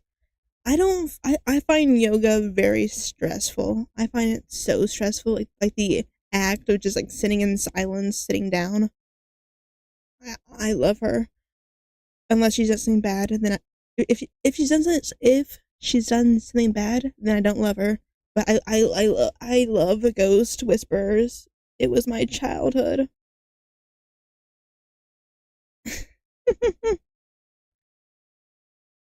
But yoga, I find yoga so stressful. So I can't really compare. They're both two bad things. You never know what kind of emotions each What video did could Jennifer stir. do? Actress Jennifer Love Hewitt claims she watches pimple popping videos before acting out emotional scenes because they don't mess with her headspace. What? What? Like a, what? She said, I mean, every What? time I watch Jennifer Love Hewitt cry on camera, that bitch just got done watching fucking pimple pop. Is she? Jennifer, wait for the scene. My head is clear. What's wrong with her? Oh, she just got done watching a pimple pop video. I thought she was gonna say she watches it to like get her emotions up or something, but I think it's literally she needs something that's numbing that won't give her any emotions at all. She said that if she watched anything else or looked at pictures of her kids, it might make her too happy to perform sad, dramatic scenes. So she watches. What a fucking weird thing. Can't look at my kids that made me too happy. Jennifer happy. Jennifer Pimple must popping feel makes me sad. I don't imagine she must sad. be upset with her. I Political cried. addiction for both videos and the real thing can get so severe that people become zombies when popping pimples. One man even claimed that by rubbing over a bump on his skin, he would enter into a trance-like state that could last anywhere from 40 minutes to 2 hours. During his trances, he would meticulously scour his entire body for any tiny blemish he could pop or tear. Like it's like, what is that orb that Sour Mom uses? It gotten so bad that he'd cancel any plans he had just to sit and pop. I mean, at what point too does that actually become a problem? Do you lose your job? I didn't go to work today. I had to pop pimples. When you're not eating. It's got me an I could just tell that somebody had made a post like this, being like, I canceled plans with friends to sit around and pop pimples, and all the other fucking freaks come around. They're like, me too, girl. Is canceling a social interaction not enough of a sign? I'm canceling my plans. I'm That's staying. gotta I'm be a popping. I think sign. that's an excuse. They didn't want to go anyways. Oh, you think so? Yeah. I'm popping pimples, girls. Slay queens. Yeah, watching Love Island and just beating the shit out of their pussy. Can you get a pimple on your What? labia? What'd you say, Nick? But do people actually do that to shows? I'm not gonna say what I do, but do people actually do that? Just beating the shit out of their pussy. Can you get a pimple on your labia? Yes. Well, I don't know. what is a Okay. labia? I don't know. Can you get a pimple on your asshole? Oh yeah, definitely. I have. You have? Oh, absolutely. Oh, thank God. Yeah. 100%. I thought it was a hemorrhoid for a long time. Went to the doctor and everything. He said it was a whitehead. I was like, you know how embarrassing that was? It's like, I got a hemorrhoid. He's like, Oh God. nope, just a whitehead. Did he pop it? Even did a little scratch and stuff. Ugh. Yep. No, he didn't pop it. If I would have went to the doctor, he looked at my whitehead on my asshole if he sat there and he's like, you want me to pop it? Doctor? Puts that fucking thing on. What's a stethoscope? Puts a stethoscope on my back. He's like, breathe in. I don't know. I guess if you said, yeah, pop, I guess I'd say, yeah, might as well just to get it out of there. I think if he It offered was it, painful. yeah. Oh yeah. I'm surprised I didn't just say, fucking get in there, scalpel it. Scalpel. Numb it up. Get a little fent down there. I No. don't think you need a whole fin. I'm just saying, just pop it. I just can't. I don't know where I'm aiming. I'm too big. I mean, I guess you could do a thing where you I did the phone legs technique. up and then. Oh. What? Oh, I hate it. Doing phone checks is the worst, man. I can't even visualize that. It's like the worst angle of hair. That's the actual worst. I've done things where I've peeled my ass cheek back to like look at my asshole. And, I mean, it literally looks like a demon like this. I start speaking Italian and shit. El padre, he said, and I start like I work at the fucking Vatican. That's what it feels like. It's horrible. Guys, remember I sat there, I made the appointment because I was like, I think I have a hemorrhoid. And I took a picture because my doctor said, send me a picture of it. Because usually like, we'll tell you. Yeah, I was like, oh, don't worry about it. The picture was so fierce that he was like, you should come in. And only then when I came in did he confirm that it was just a whitehead. Oh, it's just a whitehead. You would f***ed up too if he's sitting there, he's like looking at it. He's like, nope, just a whitehead. You're all right. He slapped my ass. He just kept looking too after that. Yeah, sitting on the table. Doctor, you back there still? Oh God. Yeah. What would you do? What would you do if you just sitting there blowing cold air on your asshole? Oh Tell him to God. Stop it. Tickles. Stop it, Doc. We gotta dry out the pimple so we can pop it. I wouldn't go back. I would I'd go back. You'd go back? I went back. I've been back. He retired Oh though. God. Well, you can always show up for a visit, a home visit. Doctor? Knock, knock. He has gotten serious infections from these trances, and the skin is riddled with scars. He has tried to get help numerous times and wants to improve, but no medicine or even a doctor has worked so far. This is just one of many severe cases of people injuring themselves while popping They pimples. can't use like addiction medicine, like a medicine to stop like addictions. They can't do that. I figured those were probably pretty universal for like different kinds of addictions. What many view as harmless trend can actually be far more dangerous than you'd think. People sometimes have to go to the hospital to get stitches to seal the massive open wounds they leave on their own bodies. On more than one occasion, people have nearly died from popping pimples in what's known as the triangle of death. If you didn't know, this is an area of the face that spans from between your eyebrows to the entirety of your nose and to the corners of your mouth. That is where my dad would pop my pimples right in that triangle. I hated it so much. That spans from between your eyebrows to the entirety of your nose and to the corners of your mouth. Yep. The triangle of death, right? Is that it right there? It's like this? Yeah. Oh, yeah. Okay. So like that. This triangle contains a network of veins that helps blood drain from your brain. And while the chances are small, it does mean an infection in this area could travel to and affect your brain and the rest of your body. Is that why I'm so dumb? Include seizures, strokes, blindness, and even fucking death, dude. Jesus. That's why I don't touch the nose one. That's in the triangle. Do they pop on their own, or does your body just reabsorb You just keep cleaning them, and after a while, they just go away. Yeah. I'm pretty sure. I'm too impatient. I gotta pop it. That's so strange. That so is strange very because unique. because everything else in your life, you're like, it can wait. It's fine. You haven't cut your hair in God knows how long. How'd that consultation go, dude? How'd it go? It's on Thursday. Yeah, right. It's tomorrow. You said it was supposed to be 2 days ago. No, I got a consultation. I'm like, that's still not getting a haircut. No, he does both. In 2023, a woman popped a pimple on her nose and got a staph infection that nearly killed her. She claimed that the pain and sickness caused by the illness were worse than childbirth. A Chinese student experienced something similar after he popped a soybean-sized pimple on his face in the triangle of death. Shouldn't have done that. After he took care of the acne on his face, he developed a fever and a cough that lasted for days. Eventually, his fever would skyrocket to above 102 degrees, and he began struggling to breathe. He claimed that every time he took a breath, he would experience the pinprick-like pain in his chest and break out into a cold sweat. After he went to the doctor, it was discovered he had a severe staph infection that caused necrosis in his lungs. God damn! The student would stay in the hospital where he would be heavily medicated and make a full recovery, though his lungs were never the same. God damn, dude, staph infection. I didn't know staph infection was that crazy. I thought staph infection was like if you scratch a wound, you have poopy in your nails. Is that wrong? Is that staph infection too? That might be. You itch your butthole, you don't wipe good enough, you itch your butt, it has poop debris in it, and you're sitting there and then you have like a wound, you scratch your arm and it causes like you to cut your skin or something. Yeah. I think you get a staph infection that way. I think you probably can. There's another infection. I wonder if that's the same thing then. You pop a pimple in the triangle thing, you got poopy nails, and that's what causes it? Yeah, you didn't wipe very good. Yeah. Sometimes nice when you know you're just digging. You're like shuffling your butt cheeks around, too lazy to get up, go wipe your ass again. Why do we keep going to this topic, Papa Meat? Like 2-3 videos in a row. I'm trying to pop the Y'all talked about this. Really? What for? Unfortunately, bursting a zit anywhere, even outside of the triangle of death, can actually cause serious infections. Over in the UK, a man squeezed a spot on his neck and had to be rushed to the emergency room after feeling extremely lethargic. When he arrived, doctors informed him he had a severe case of sepsis, and he had to undergo 2 surgeries to drain the lump out of his neck. Tell you, dude. Especially a Brit, you kidding me? I think I used a loo. They didn't have any paper. Oh, you use your fingers. I just fucking scratched it out, dug it out with my nails. That's why I don't have nails. Can't get poop under them if you don't got them. That's true. How do you itch? The nail that's barely there. Can't open cans though. That's impossible. Yeah, watching you try to open up a Coke is really funny. You can open with your thumbs. That's how I do it. Child like lost it them all. Hunter. Yeah, he's like waiting. Someone's like, "Do you want us to open it?" And he just does. Yeah, we find them hiding in coat racks all the time. Or you get like a Many times these metal infections can be pick. incredibly time sensitive. So if you don't catch them in time, they can fucking kill you. After popping a pimple and applying a random topical cream to her face, a Vietnamese woman died from a severe staph infection. These staph infections, man, I'm horrified now. I did not know staph infections could get this serious. Sepsis too. That's fucked up. Sepsis, well, necrosis. I mean, that sounds like sounds like the dead coming back to life, whatever. But staph infection, I did not know having staph was that bad. I could have swore it was poop related. No, I think it's just when your blood gets infected. It's like staph infection. I thought it was poop blood, poopy blood. Probably most. I mean, I don't know. I'm just saying. I thought that's what it was. According to reports, the infection spread extremely quickly and sent her into a septic tank. Poop sent her into a septic shock that ultimately caused her organs to fail. God, all from popping is. Can you imagine? Like, and the next thing you know, you're just like you're pale on the ground, just like. You know, if you don't change your tampon out, you get Yeah. you get sepsis. Why would you know that? Why do you not? Why do you need to know that? You can like why, lose your and leg why do you from need it to know that? And where did you look that up? if you just keep it popped in up for like on Reddit. 8 If hours you or keep your tampon something. in too long, like you don't change it out for a full day. What was the title that made you 8 read that? hours. I Today think I learned 4 tampons hours. can 8 kill you or hours. something like that. Yeah, click. Ooh.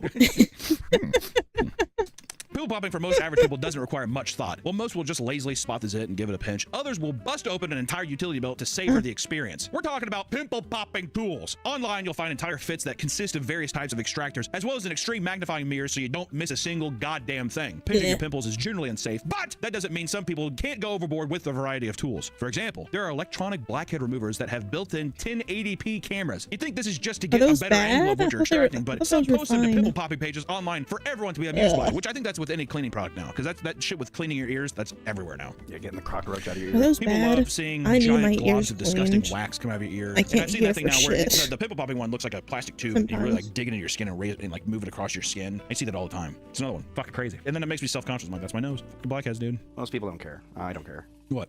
You have blackheads. I don't care, Hunter. You got a disgusting face. Disgusting. I don't care. Appreciate that. The bulb of your nose looks like a poppy seed muffin. That's all right. Poppy seed muffin nose. That's what we call you. It's all right, though. Me I don't too, care. Hunter. Even if you were Hunter, free, I me wouldn't care. too. Thanks, dude. Other highly trafficked posts show people using an earring hook to remove pimples, or even straight up rusty pliers, dude. Like one man who Okay, obviously pliers, fucking terrible. But even earrings cannot be sanitary. That, ugh. yanked out a gigantic cyst that left a crater in his face in a now infamous video referenced throughout the online popping communities. If we can show it, we'll show it now. No, Viewer please discretion is don't. advised. No, I don't. Holy shit! And don't- now I got a gaper!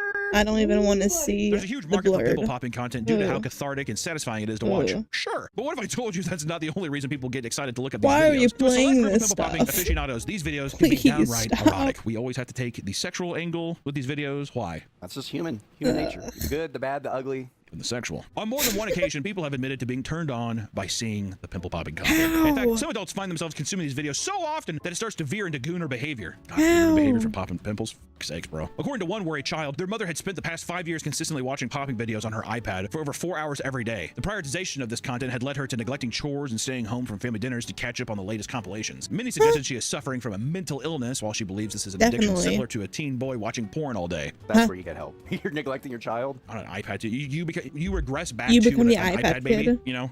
I thought she was gonna sit there and she was just like flicking that shit, That's not true. playing DJ Hero. Getting the couch all wet. Mom makes the couch soggy.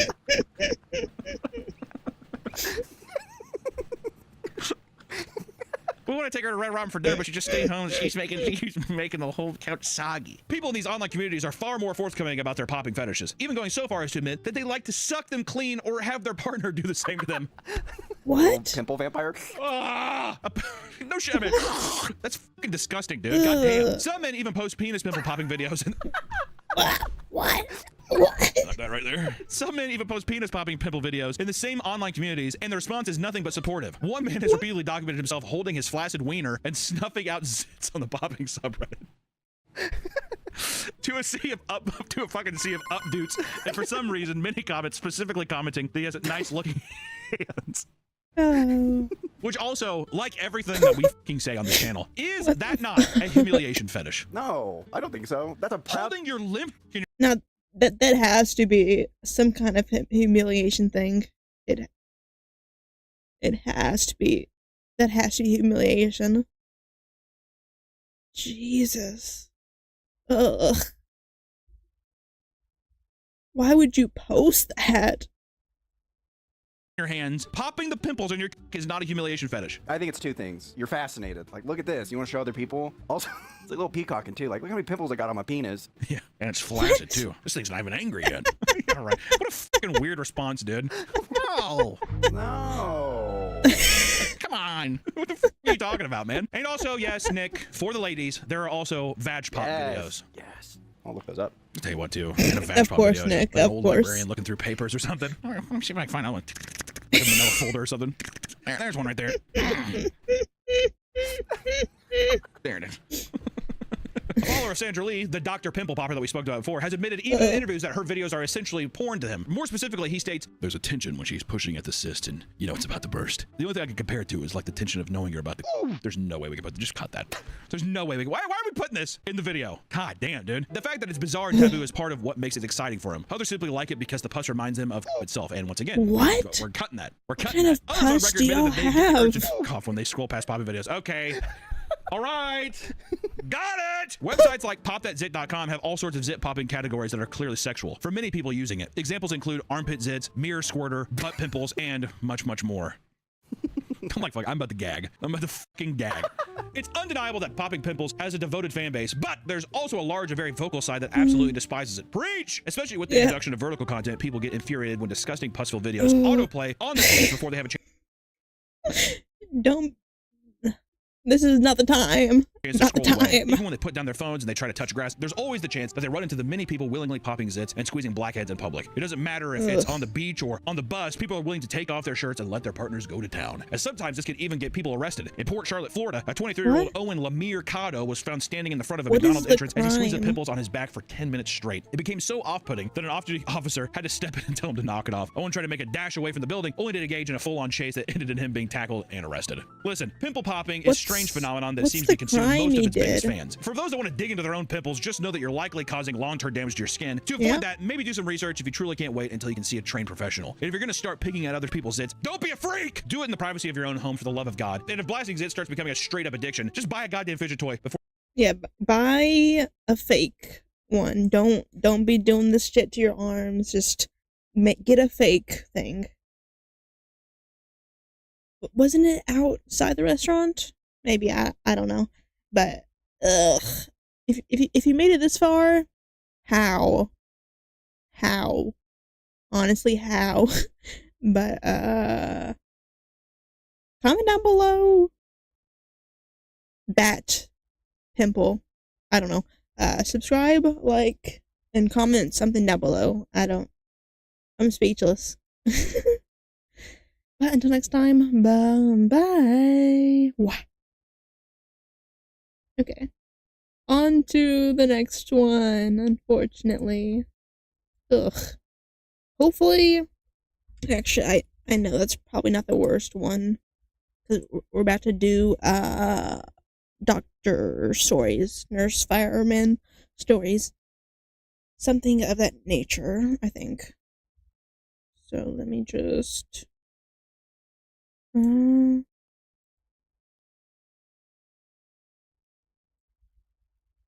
let me get the name for it copy pasted.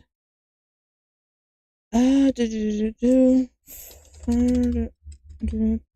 Chronicles. Copy that name. What? And then I don't know if this video is what format it is. Let me check. If it's horizontal or... Okay.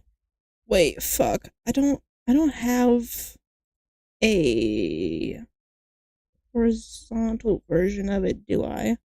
I may need to make this on the fly. Let's see. Let's go to... Let me open the file. And then we can go from there. Okay. No.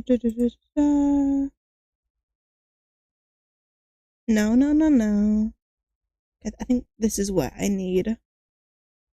Okay. And then let me... Okay, so let me copy this. Paste it. Right here. Let's hide this. And let's expand this.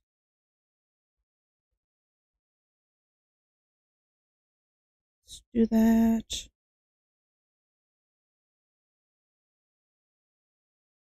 Let's do that. Do that. I don't know what size to make this. Maybe like right there, maybe? And then let me change where chat is at. Oh shit. I should probably make a new scene for this. Let me undo all that shit.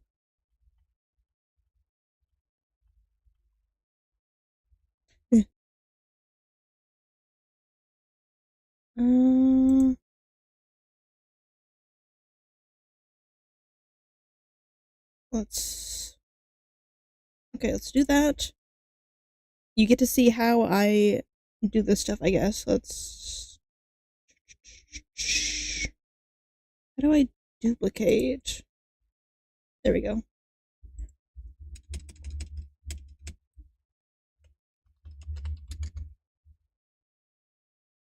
Do that. And then let's do this. Yep, behind the scenes. Hopefully, if I delete, or I'll just hide it just in case. I don't want to mess up the other scene. Extend it. Right there. Do that. Shrink that. Then let's... maybe that size? I don't want too much cut off. I also need to copy the name down again. Let me see. Fire. Oh, Casual Geographic uploaded a video 8 hours ago, apparently. Okay.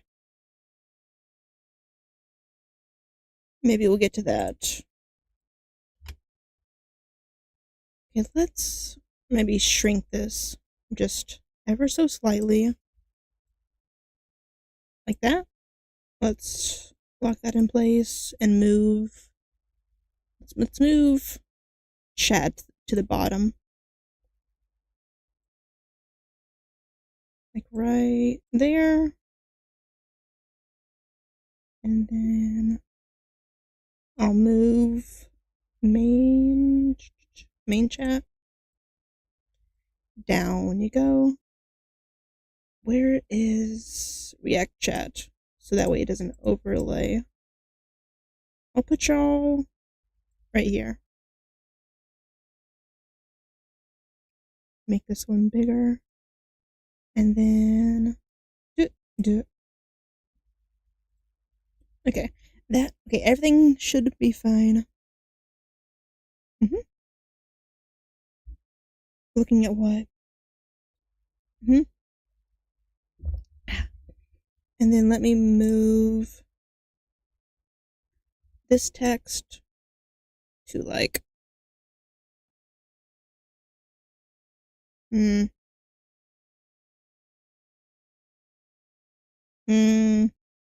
sure. Okay. Is this a good size, you think? Or should I make the video bigger? Take a drink.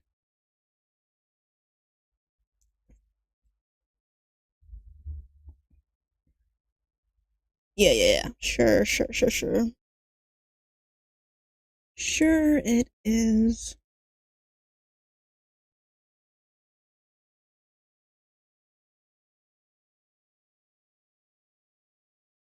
Let me do that. Just so there's no, like, edges. Let's move the chat up a little bit. Does that affect the other one? Please. Okay, thank goodness. It did not.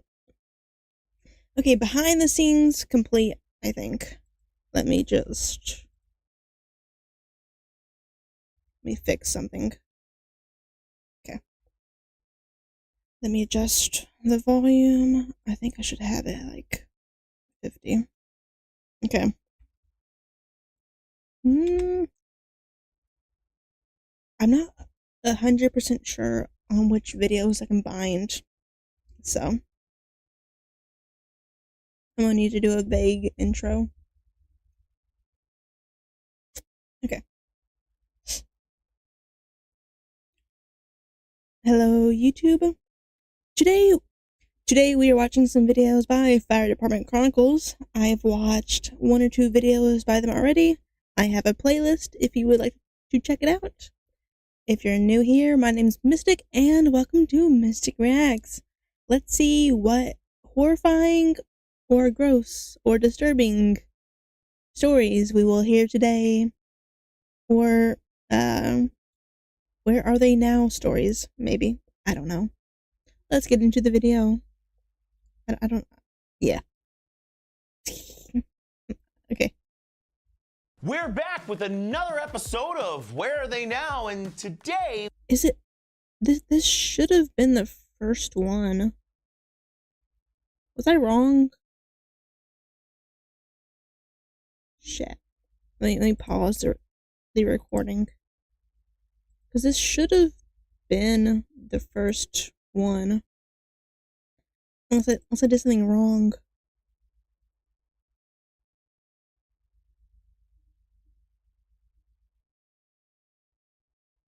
Okay, I don't know if the order is gonna matter too much. Because I swear I combined like the first 3 parts together. Oh well. Surely the first part is not important to the lore. Surely it's fine. Surely it's fine. Okay. Let's get into the video. We're back with another episode of Where Are They Now? And today we might discover some very personal connections with one of the people in the videos. Okay. Let's get into it. Why is he not wearing clothes? Because he thinks he's a cow, man. Those Twizzlers. This guy was actually one of my first interactions with someone who had taken edibles. I mean, obviously I ran on a few people who enjoyed a little bit of the devil's lettuce, which for the most part is harmless and completely entertaining. Something I would do probably soon. But when it comes to edibles, they tend to have the highest adverse reactions simply because of the amount of time it takes to be absorbed and the type of route that it's taking to be absorbed. And for this guy, at first, it left him completely catatonic and looking like he was riding the Milky Highway, and then quickly came to life with a wonderful yellow liquid surprise and a few well-placed moves. Moo! Moo! Moo! But in the end, we were able to get him down to the hospital where he was completely fine and probably, hopefully, kept the gift of yellow rain going for the ER staff. Calling himself the Crispy Kris Kringle. Why are there Christmas decorations in April? This guy was actually one of the calmest trauma alerts I've ever called. When we got on scene, he was acting like he was completely fine, confused at why we were even there, and in fact was refusing to go to the hospital at one point in time. I would feel like that's probably I would feel like that's pretty common because people don't want to go in the ambulance. I'm surprised that that's not more common. Because when I had fire department or like ambulance called on me, I tried to not go. So I'm surprised that's not more common. And all of this made sense when we realized that he had taken a tumbling nose dive off of a 25-foot tree and landed directly on his face. If I had insurance, I would too. Once we got him down to the hospital, all of our suspicions were confirmed when they told us that he had a lovely traumatic brain injury, some randomly placed broken bones, and owed his neighbor a few mortgage payments for saving his life. Dude, you gotta drive faster.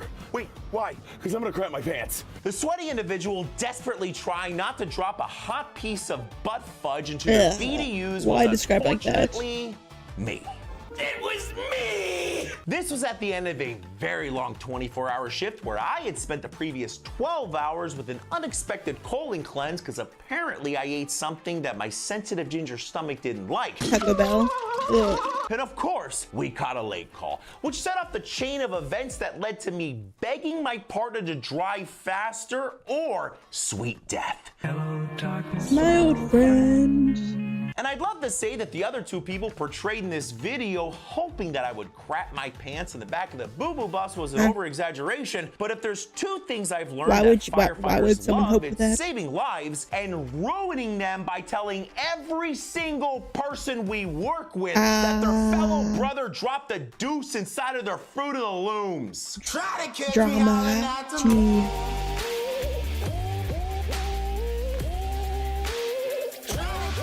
Hey everyone, and welcome to the third installment of Where Are They Now, and what I believe are the I definitely missed something. Or I might have put them in the wrong order. Sure, I'm sure it's fine. I'm sure it's fine. three most interesting calls I've ever been on. Okay. Yeah, I think I felt something hit my leg. A few. Wait, I've seen that how many's one. A few. There are two types of people in this world. People who lose their freaking minds the second they feel pain, and then this guy, who was shot 9 times and couldn't have cared less about the 900-mile-per-hour pieces of metal that were shoved inside of his body. And I'm definitely the second type of person, because I did not. When I was younger, I broke my arm, and I didn't go to the hospital for like 3 days. I fell out of a tree, and I also had other health issues that I didn't go to the hospital for like a week or two. So I'm definitely the second kind of person. I don't go unless it's absolutely necessary. until he could figure out whether or not his car needed a new slathering of paint. Tis but a scratch. But honestly, I've never seen someone handle pain better than this dude did. And then when I found out that not a single one of those bullets hit a major organ or artery in his body when he walked out of the hospital the next day, I knew for a fact that he was certainly the luckiest and probably holiest person walking around on the planet. All of a sudden, I knew exactly what the bottom of my foot looked like. So unfortunately, I've seen a lot of crazy crap in my career, including people cut in half and body parts strewn all over highways. But this was my first time experiencing the thought of, holy crap, I might actually blow chunks all over this road. Don't throw up. Seeing that guy's leg with one more joint than it should have had briefly made me question my career choice and definitely made me feel bad for his stupid choice of sticking his foot out the window. But then one of the police officers showed up for traffic control and clued me in on the fact that this guy was wanted for multiple crimes, including child abuse. Even though my treatment didn't change that day, I definitely wondered, was somebody driving a giant truck of sweet karma that day? This is soap all over my rectum. So I would love to say that this is the only person I've ever ran on who attempted to explore their nether region. It's not. It's not. With household items, but I would be lying. In fact, the only thing I'm yet to experience is someone being straight up honest about trying to shove things inside of their backdoor cinnamon ring. Not the back door. Not the back door. Which I truly don't understand, because at the end of the day, no first responder, nurse, or doctor gives a flying crap about what you do on your personal time, especially since we are most likely some of the craziest, strangest, and most eclectic humans that you will ever meet. But the one thing that we can all definitely agree on is the one place things without a flair should never go is your chocolate starfish no-no zone. Try to catch me howling. I am proud to say nothing has gone up there. Yeah. Hopefully never. Anyways.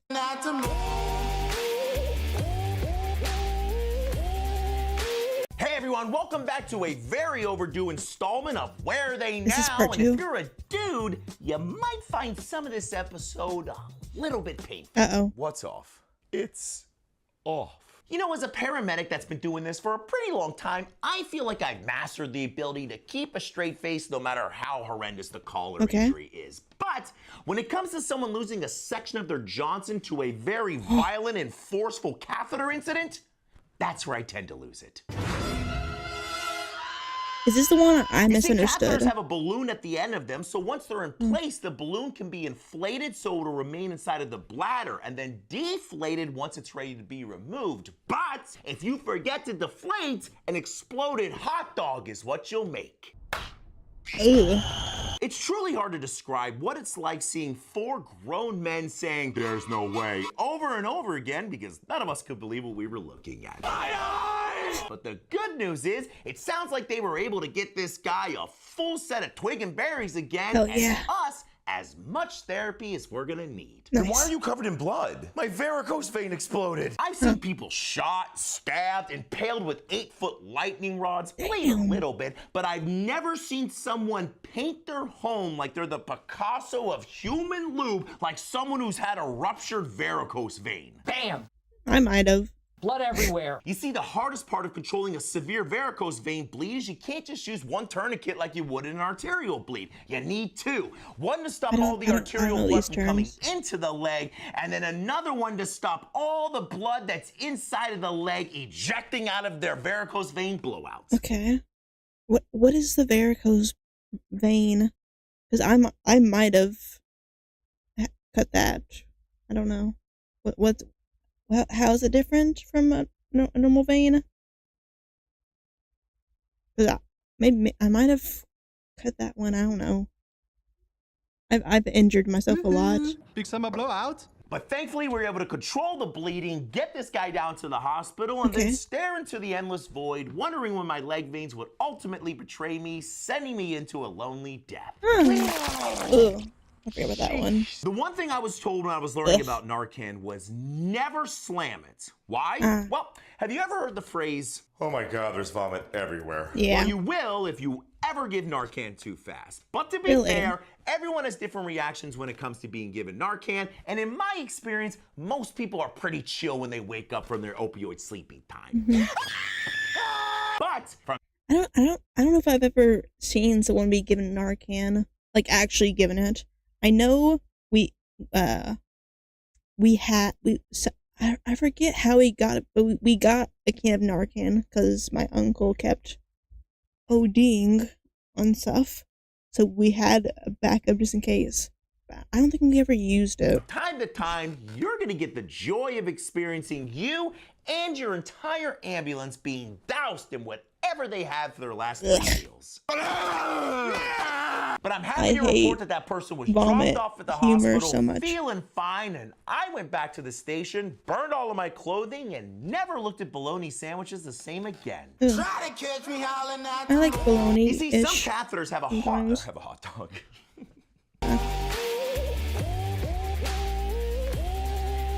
We're back with another episode of Where Are They Now? And today we might discover some very personal connections with one of the people in the videos. Let's get into it. Why is he not wearing clothes? Because he thinks he's a cow, man. Didn't we already watch? This guy was actually one of my first interactions with someone who had taken edibles. I mean, obviously, I ran on a few people who enjoyed a little bit of the devil's lettuce, Did I which do for the something most wrong? part is harmless. When we realized that he had taken a tumbling nose I feel like I might have messed up editing these. dive off of a 20 into their, and I'd love to welcome to the 3rd installment of Where Are They Now? And what I believe are the 3 most interesting calls I've ever had a major. So I would love to say that this is the only ever meet. But the one thing that we can all definitely agree on is the one place things without a flare should never as the collar injury is. But you know, as a paramedic that's been doing this for a pretty long time, I feel like I've mastered the ability to keep a straight face no matter how horrendous the collar injury is. But when it comes to someone losing a section of their Johnson to a very violent and because you see the Okay, let me go to like YouTube and check this because I definitely messed up editing this so much. Okay, let's pause this. Hello. Let me fix whatever I did wrong. Congrats on finally catching an episode, a stream. How did I manage to mess this up so much? Like I had the same clip 3 times? What?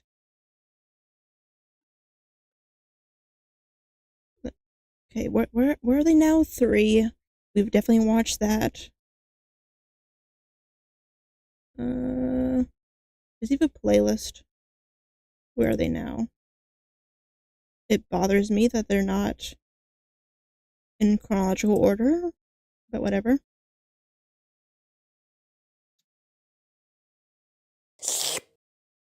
I shall hydrate 1 second.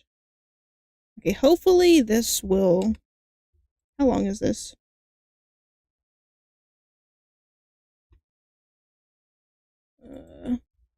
If this... Let me take a drink. If this...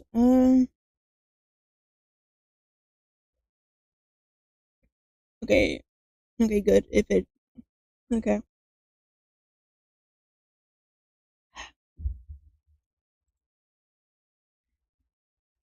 I guess let's go back to the main thing. I tried to be smart and make the 3-minute videos into a 16-minute thing, but it did not work well. Hello. Okay. Editing Mistic. Edit like half of that out. Okay. This is part 1, I believe. What's going on, everybody? Many of you have asked for an update on some of the people featured in the Real Things I've Seen series. So here you go. So after all that went down and we all checked the contents of our underwear, we loaded that guy up and brought him down to the hospital where he bought himself some fancy new internal hardware. But the craziest part about that entire call is he forgot everything. Who am I? And why do Amnesia. I exist? And who made me? Because we gave him Versed prior to cardioverting him, he forgot everything leading up to us welding the crap out of him wanting to beat the crap out of somebody there that pushed that button, and then transporting him to the hospital. In fact, halfway down to the hospital, he was asking if we could bring him back to his house because he was completely fine now. Is that not like a trauma response, like the human response to like not, like panic, not have like trauma from like almost dying or something? Or is that just something else? And it was on that day that I realized that with enough medication, you can forget anything. Yeah. Oh, crap. Like all your hopes and dreams. This dude was another person that should have met whatever afterlife entity you believe in, but instead walked away with a couple broken ribs and a bruised lung. And all because of this guy. The guy that I couldn't depict well enough, sitting at 6'8", 300 pounds, that literally picked up the car with one arm and dragged his meat pancake friend out from underneath and stopped him from remaining a dead, flat human. And on that friend. Strong ass friend. day, I learned that adrenaline and friendship are the strongest things in the world. Yeah. I mean, except for my wife's hate for the peanut butter spoons that I leave in the sink every day. Ugh. That's really strong. I hate peanut butter. Oh no. Crap. Hi. Taters McGee was by far the most interesting patient I've ever ran on and made me question my actual knowledge of the human body for a solid 10 seconds. By the time we dropped this guy up at the hospital, what they said was going on blew my mind. Okay. And that was they had no freaking clue. You what? Yeah, that happens so many times that we drop people off at the hospital and we never actually get an answer. Why? Not because the hospital's incompetent, but because they don't actually know what's going on until they run the outrageous amount of tests that they need to run to find out why this patient is direct injecting taters right into their sinus cavities. But unfortunately, that's just a part of the job. Actually so I hope that injecting? answers some of the questions that you had, and let me know in the comments which Real Things I've Seen people you want follow up on next. But that's too much pressure. Let's go into the next one. Let's see if I watched part 2, or if I correctly had that one in.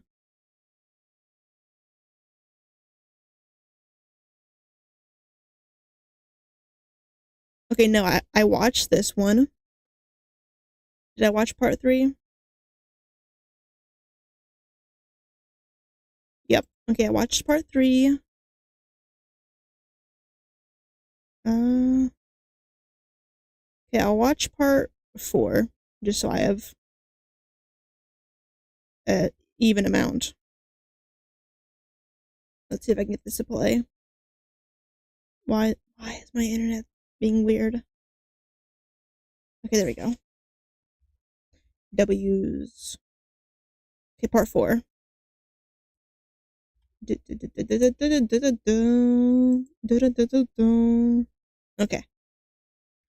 Part 4. W.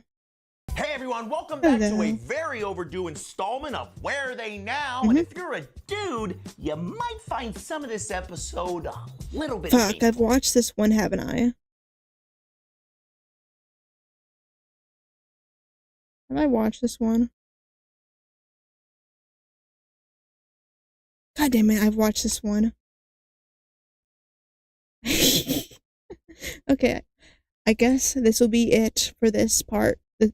I guess this will be it for this video, because I guess I've watched 3 parts. The end is never the end is never the end. But YouTube, bye-bye. Like, comment, and subscribe. I don't know what's going on. I don't know how I messed up editing that so much. I somehow had 4 parts multiple times in the video. Okay, did I end the recording? Yeah. I'm still gonna be live. That's just recording outro. 3. I'm putting a disclaimer for myself to edit this extra hard in the title, in case I forget. Mistic edit video 3 super hard. Rah. Okay. Did I watch part 5 before I move on and forget?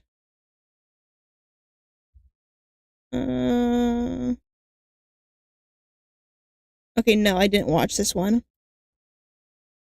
Okay, I'll save this for whenever we whenever we circle back around. Okay. Would y'all rather watch a video about bears or animals that make no sense? Because one is what I originally planned to watch, and one is what just came out. Okie dokie.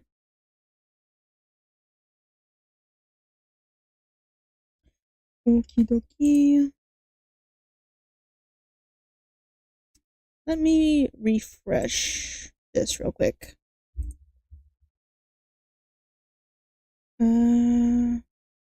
Let's put this right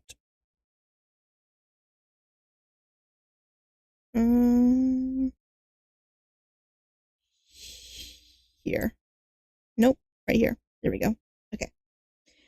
Bears it is, which is a video from 2 years ago, and not the new one.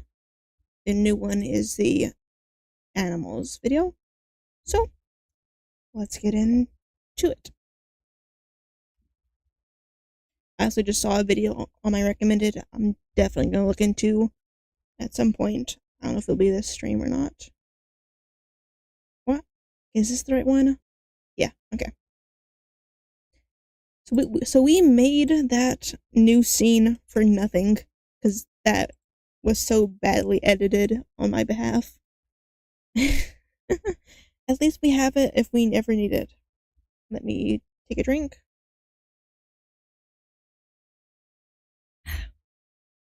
Okay. Every bear and its chances of retiring you from life. You for life. Okay. Let me do my intro. Every bear and its chances of retiring you from life. Hello everyone, my name is Mistic and welcome to Mistic Reacts. Today we are watching a video by Geographic. If you are new here, make sure to like, subscribe, and comment down below which bear either scares you the most or which bear is your favorite. I don't really have any opinion on bears, so let me know down below what you think. Yeah. I think I've only seen brown bears, maybe. Whichever ones are common in the South. I don't know. I'm not an expert on bears. I can hardly see 5 feet in front of me. I can't tell what kind of bear is what kind of bear. But let's get into the video. I've got captions on, right? Hell yeah. The Bernstein Bears are my favorite. Now, one of the best ways to see how a guy's mind works to really see what type. It's scientifically proven that one of the best ways to see how a guy's mind works to really see what type of person you're dealing with, ask one question. What's the biggest animal you can beat in a fight? I've asked someone that. A whole lot in a short time. And what is the biggest animal you could fight? I think I could fight a person. That's an animal. I think I could fight a person roughly my size. 2021, British firm YouGov did a survey. Rats, There's house, a lot cat, to unpack goose, here, but mostly the dog, 6% of eagle, Americans that think they dog. could handle a grizzly without getting their existence abolished. I could not fight a giraffe.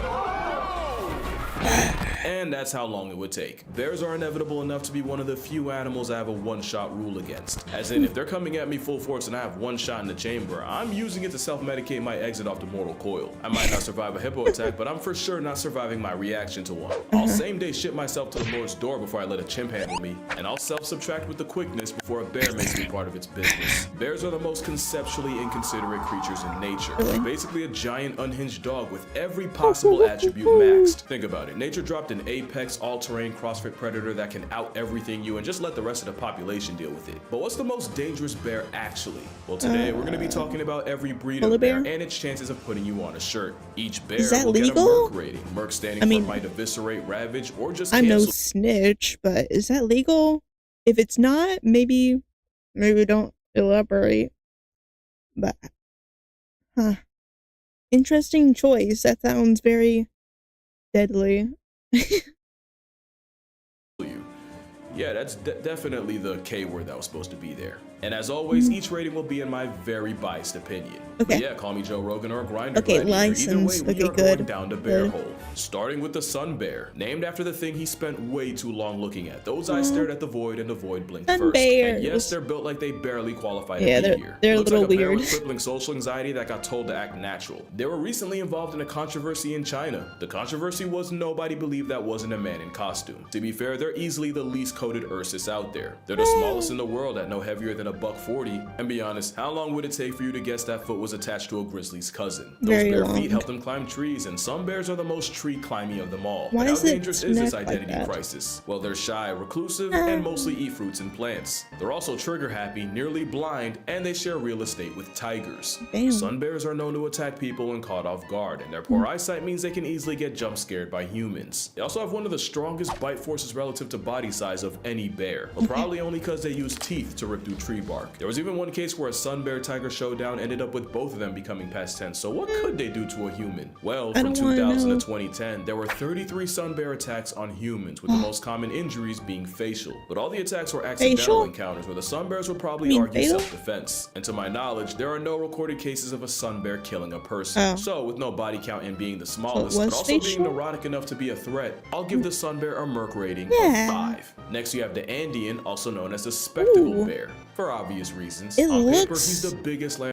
It looks like if a caveman tried to draw a husky, if that makes sense. That's how I would describe this bear. If a caveman tried to draw a husky. Or a panda. Not panda, a raccoon.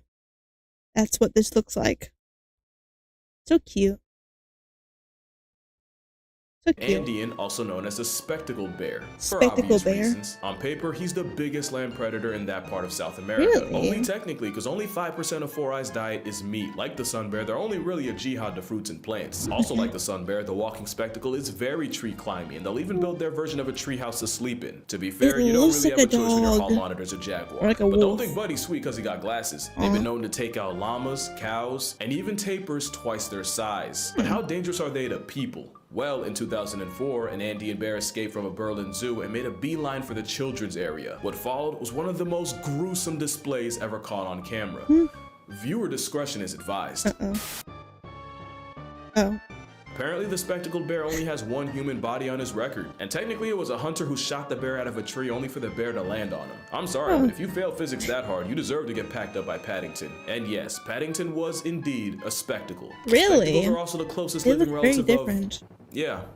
The short-faced bear. Oh, Never the heard of duality. But considering the only casualty was more to slapstick than a homicidal bear, I give the spectacled beast a Merc rating of 2. And now we're at the panda portion, which might confuse some since there's a genuine corner of the internet that'll tell you that pandas aren't actually bears. Those Really? who believe China has an obese biracial gerbil waddling around. To be fair, being a bear but identifying as a bamboo processing plant is a questionable life choice. But one, bamboo is so protein-packed that Ursus Oreo actually ends up getting just as much as wolves and feral cats. And two, binging bamboo all day means pandas actually have one of the strongest bite forces of any land mammal. Wild pandas usually avoid people, and there's currently no record of a plus-size eyeshadow cotton ball killing a human. The pandas will 100% lash out if they think you deserve it, often with life-altering consequences. Nobody demonstrated panda potential more than straight at the Beijing Zoo, a young panda named Gugu.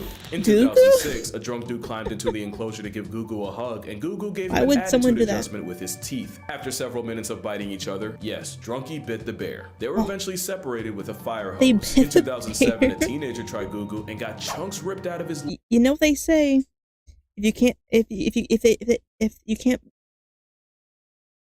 you can't beat them, join them.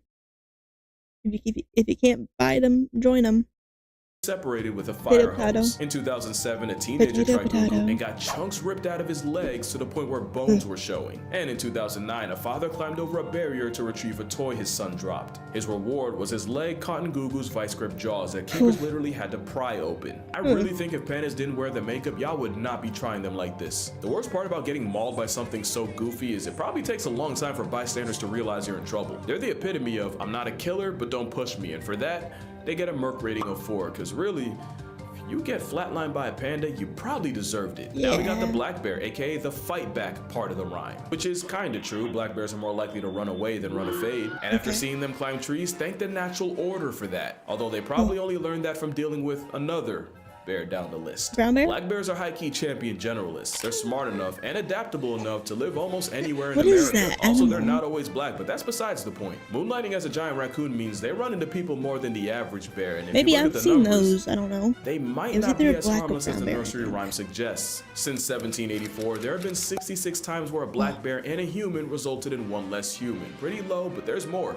There's just under 12 black bear conflicts a year. 52% are typically defensive, 33% were food motivated, and 15% were predatory. That number is interesting because that's actually higher than what you would see in brown bears. Folks now believe there's a slow but very real rise in predatory male black bears murking people. In fact, the first ever fatal black bear attack in California just happened last month. Male blacks, but black bears that is. Isn't California super like heavy with bears? Cause that's literally on their flag, isn't it? At a range, which means a desperate down bad male is more likely to try his luck on a hiker. The last stat I have is 88% of black bear assisted census subtractions were predatory, and 92% of those predatory pastimes were done by males. But when I say slow rise, we are still talking about one person getting clapped a year. Also, apparently none of those casualties carried pepper spray, so if you do that, hike in groups and put food and garbage away, you probably won't get cooked by Smokey. In fact, a majority of black bear encounters end like a Mormon liaison where neither side gets touched. So, they're flight over fight and statistically harmless, but they live in close proximity with people and are technically more likely to see you as free pizza than grizzlies. So I'll give them a 6.5. Okay.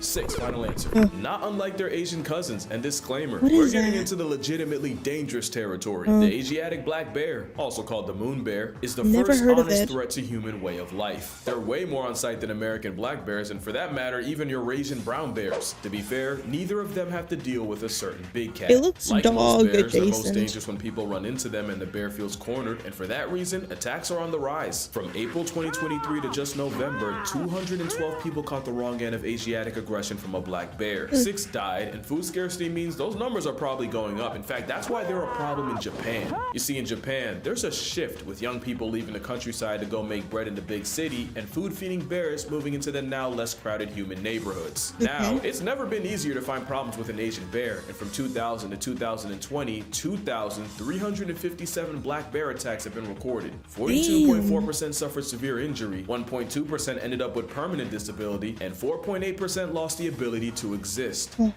they're dead. And over 20% of those attacks happened in August, i.e. right around the time they're getting ready to hibernate. There was even a case earlier this year where a man had to negotiate his arm with a Swiss knife after the Asian variety refused to let him go. Since this is the first bear that is a somewhat regular threat to people, I'm gonna give the Asiatic black bear a 7.5. Although with the whole bear biofarming thing, we probably had it coming. And now we get to my honest inspiration for this video.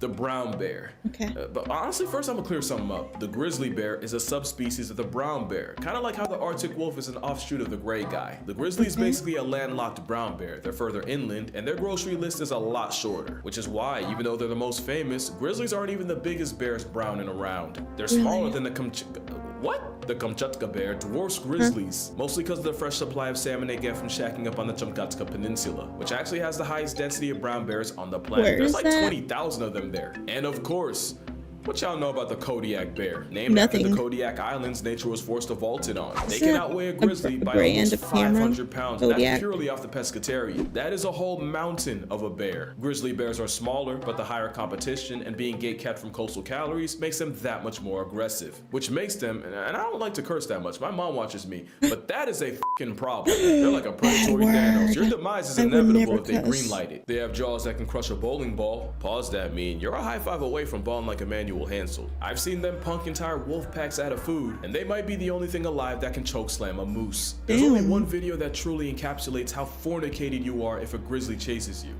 Well, other than this. Here you have a grizzly running, and way, wow, we're still going. Oh, right there.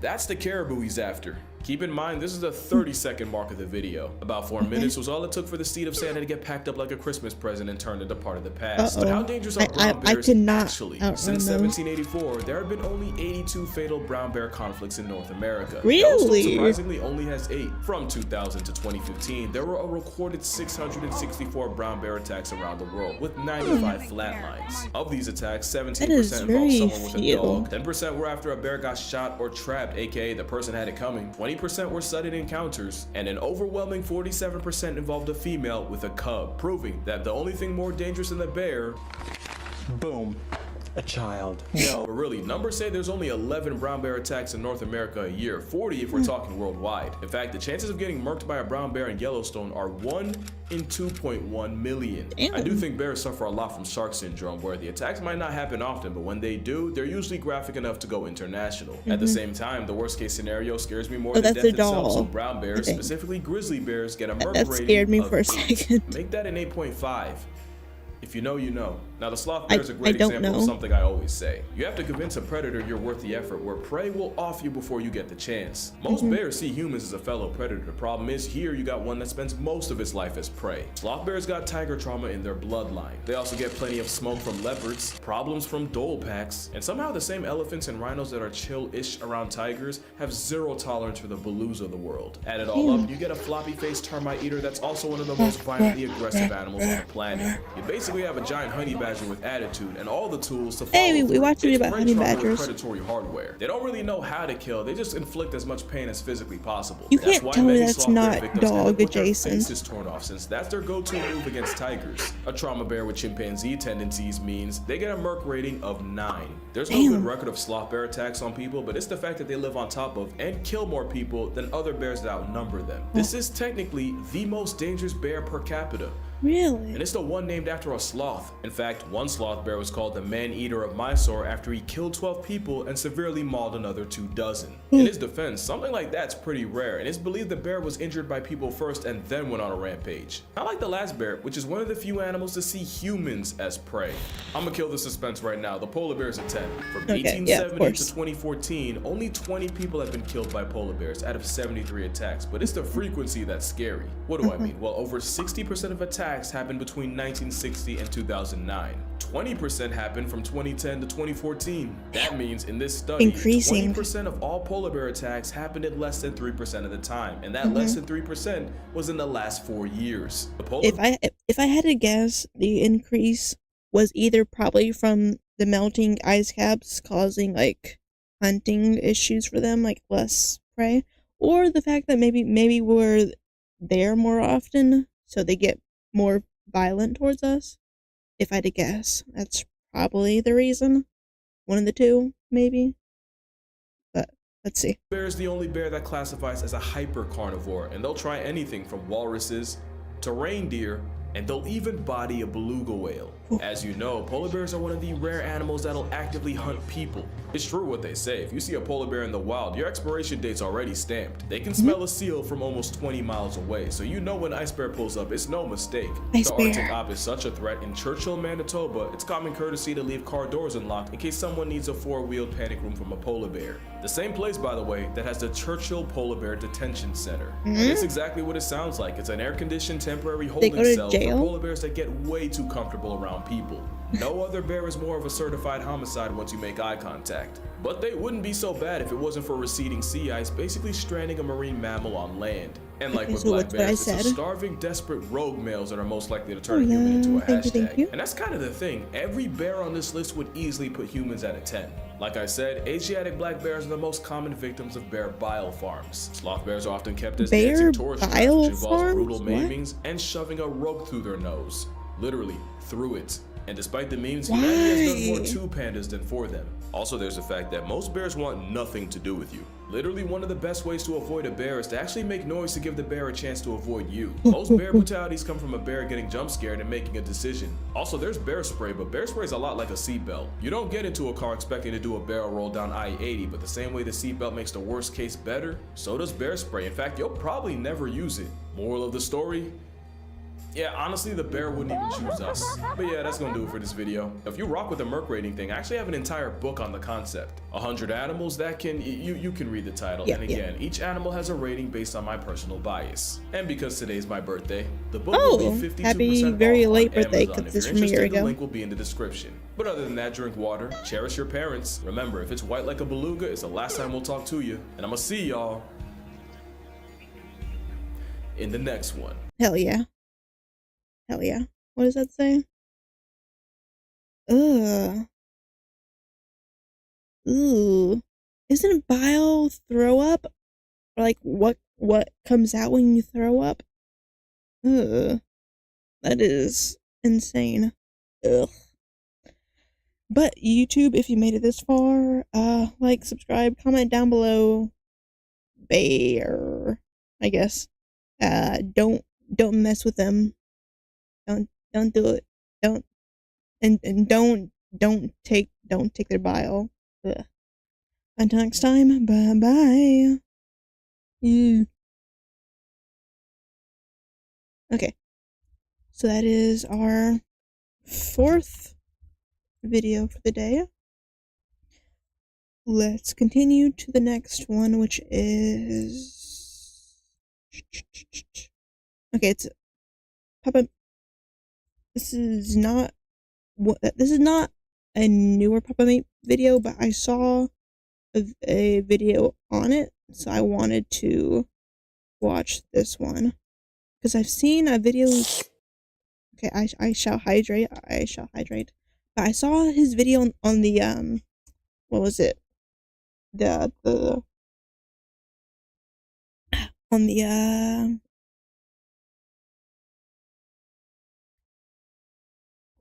what is it? The Waffle House. I saw his video on Waffle House. So, and he apparently made one for Wendy's. So I want to watch that with y'all because I did not watch the Waffle House one with y'all. So I shall watch this one with y'all instead. And hopefully it's hopefully it's just as good as the Waffle House training videos. Don't be weird about it. Huh. Interesting. They look very different from the speckled bears. Okay. Let's get into the video. But yeah, with y'all. Shush. Okay. Wendy's disturbing training videos. Okay. Take a drink. Can I press play without it cutting off text? I guess I can. What a first frame Papa Meat, what a first frame. Okie dokie. Let me refresh chat. Because I know. There we go. Okay. YouTube can be a little angry with chat sometimes. Okay. Wendy's disturbing training videos. Wendy's disturbing training videos. Hello YouTube, my name is Mistic, and today we are watching another video by Papa Meat. Wendy's disturbing training videos. No. Be nice to YouTube. If you're new here, like, subscribe, and comment down below.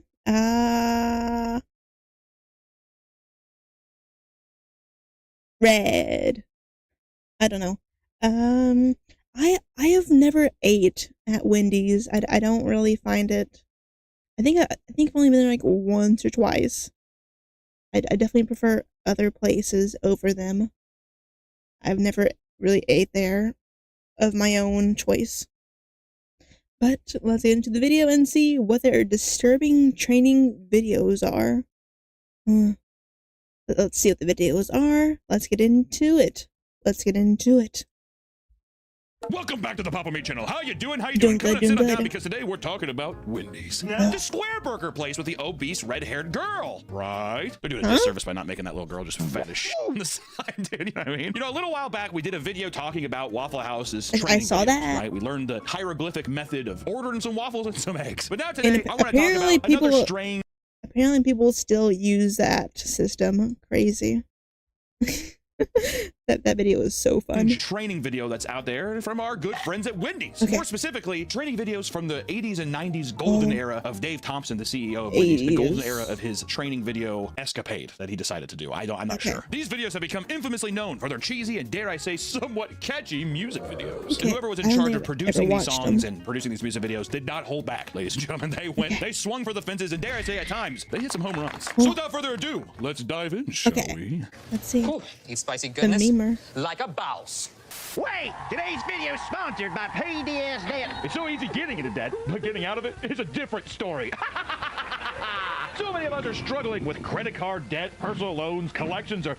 Thank you, PDS Debt, for sponsoring this video. Now, Wendy's has quite a few training videos throughout the years, but the ones we're going to be focusing on are the ones I thought were silly enough to just kind of riff on a bit, right? We don't want to talk about all the ones where it's all corporate bullshit, dude. We want to get down to the nitty-gritty. Yeah, the funny ones. Video about taking orders, but oh my god, it's so fucking boring. We're not even going to talk about it. Throw it in the trash. So we're just going to be focusing on the songs for the most part. There's one little thing at the end that's a secret, but we'll get into that later. Here's a little backstory before we dive in. The founder of Wendy's, Dave Thomas King. Dave Thomas King wanted to standardize training for his company's employees through video training courses, right? He was like, people are using television nowadays. I'm like, Dave, it's the 80s. We've had this technology for a while. He's like, did you hear a burger is a square? You'll see it too in the videos. He's in the videos and he's lost. He doesn't know what the fuck is going on. And since many of Wendy's employees are young and had entry-level positions, Dave decided to use engaging. Why did I think that was Mr. Beast for a second? Am I hallucinating, or is that he is vaguely Mr. Beast shaped?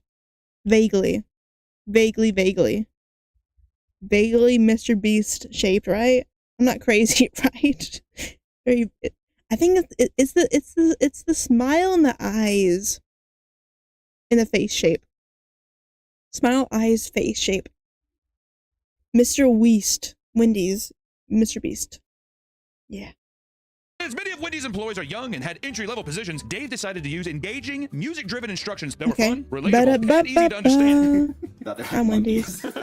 It's like training a dog. He's like wiping his sweat with like $100 bills. What are they? What? Give them music. The poor Lovely people nail love color. music. Hunter. Isn't that right, Wendy? She's like just fat, like ballooned up. She's like, The goal was to teach employees essential tasks like cooking, customer service, and maintaining cleanliness with memorable tunes. And thus, Wendy's beautiful musical training videos were born. Which, luckily, a lot of these are super short, very punchy, and they're just, just a good time to talk about. So first up on the list is the seductive and, dare I say, borderline sexual hit called Cold Drinks, which features a sexy 80s blonde, big old titties, and a flat ass. She's showing you how to fill up fountain drinks in a flirtatious manner. Sorry, gentlemen. You may want to look over your shoulder and make sure the old wife is looking this time around. The opening feels like an intimate R&B song, or an opening to basically Evangelion. I remember I clicked on it, I was like, and as soon as the first frame popped up and you see her seductively look at you, I was like, Huh? This is palpable sexual energy, right? I mean, right through the screen. It's unbelievable. The way she points at the drinks and talks about stopping an inch from the top, I mean, got me about half choked up. I don't know why she's just like, right from the top, just an inch from the top. Uh-oh, too many inches. You're just like, what? Dave Thomas is in the back. He's like, just enough. When the push right, come in right for daddy. Cold drinks come in 4 cups, gotta know the size before you fill it up. Biggie, medium, small, kids meal. I love back in the day how they had the fucking Biggie. Yeah, I know. Oh my God, isn't that sick? Why bring back Biggie? Dude? I've never heard so of that tight. before. Use the scoop to fill with ice. Never use the cup, take my advice. I'll be honest though, she could have a little bit more life in her voice. It's a little like that. You know, like, they usually get me in here for my looks. Now I'm having to talk. No one had life in the 80s. Keeps the foam down now, isn't that clever? Oh, isn't that clever? Like he's like, there's gotta be more rhymes. Put in more rhymes. They're like, can you add in more rhymes? Lever, isn't that clever? He's like, perfect. Putting out a stogie on the intern's face. Death Note. I have watched Death Note. Good show. Putting out a stogie on the intern's face. When you reach a 1/4 inch from the top, that's where you want to stop. I mean, come on, dude. Can you imagine being sitting in the back of a fucking Wendy's That's watching this shit, like where having you to cross your wanna legs and shit? That's where you want to stop. Looking at the screen. Hey, buddy, just wanted to bring in a Frosty for you. It's your first day, so this one's on us, right? Just like so flustered. Can you imagine that? He's just like, don't worry, we all pitched a 10 our first day, buddy. He's like, I don't watch he live stands up action and keeps hard on. anime. This place is gonna be magical. And tell the guest you'll see him later. I'll see you later. Don't forget to smile when you serve. Okay, it's a fucking train Don't video. forget to smile. And they just show an Asian woman. She's like, ooh, even Asian people work here. Ooh. She's like, the guy again crosses his legs. She's like, I don't know how to sing. They're like, just Dave wants notes. Give us notes. Sing me to sleep, my sweet princess. Lullabies to my ears. Yeah. Lemonade. I feel like this is like a fucking fever dream, dude. The way they're like putting the like glow around everything, and it's just people being like, Was this purely? I feel like if I was Did sitting they in the make training, this purely just for employees? They made a whole song for employees. Crazy. being like, You're the one that can make the difference. Yeah, I feel like only if I was you can sitting in the stop training room in forest the 80s, I'd be fires. like, is this like what my dreams are going to be like moving forward? You'll never escape us. Clock in or clock out. It's always with you. They need to show the obese girl though. Have her be like, can you imagine that? It shows the Asian girl like turning, and then it's just like Wendy being like, they're doing Nightmare. Yeah, even Dave's just like, get her off the screen. I feel like nowadays you could do that, make Wendy fat and be like, oh my god. Oh, yeah, dude, definitely. She's our plus size little angel. She's just like, a 9-year-old girl having a heart attack. Look at her go. She's wearing the Gap. She shops at Old Navy. She's hip. She's like, tons of Frosty and bacon grease over it. You want another Baconator? Never had But those. we move on from cold drinks, dude. Yeah, you got somebody oohing and on at Asian women smiling at you. It's a good song. All right, I'm not gonna can't fault them. Damn fine way for a train video, but it doesn't hold a candle to the absolute banger that is Hot Drinks. Hot Drinks fucking rules, Hot dude. drinks. They upped production on this. This Michael Jackson inspired song is all about how to serve scalding hot coffee to your customers. When I mean scolding, I mean they emphasize how hot the thing is. It's like there's a goddamn fog machine inside the coffee cup. It's like blow it off at least once, dude. It's like a fucking cup of molten lava. It's ridiculous. It's crazy. What fucking temperature are they serving this coffee cup? It made me immediately think of that lawsuit. Can you imagine that spraying and falling on someone's lap? The first time in my life I was like, I feel sympathy for the old woman. Yeah, That old yeah. bag. It was kind of actually a crazy throwback to see the lids before had a caution hot, scalding hot. Because now it's like, I can see this being fucking deceptive. Even though when the coffee thing goes on, I mean, you just expect steam to be shooting out of that thing. Here's your coffee. It's like a fucking train. Oops. The person's lap. That's what I was hoping for the song. He'd accidentally spill it on himself. Oh, yeah. Oh, absolutely. They get you going. Okay, man. That's what you're into. That's what you're into. To each their own.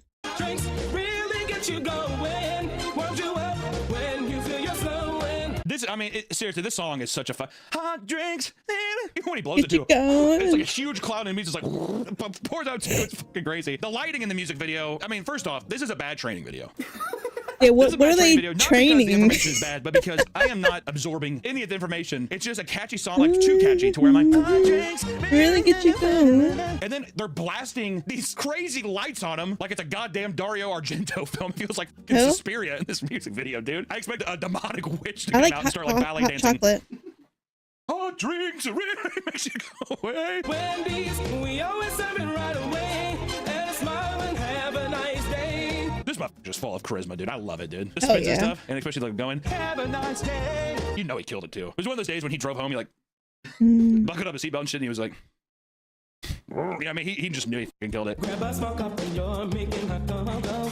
Put the packet and then you add your H2O. I've never had so much fun watching somebody make cocoa. Grab a smoke up and grab some cocoa. Spoon and stir until it's all mixed up. Toss the spoon out and put the lid on the cup. Things are really looking up. Hot drinks really get you going.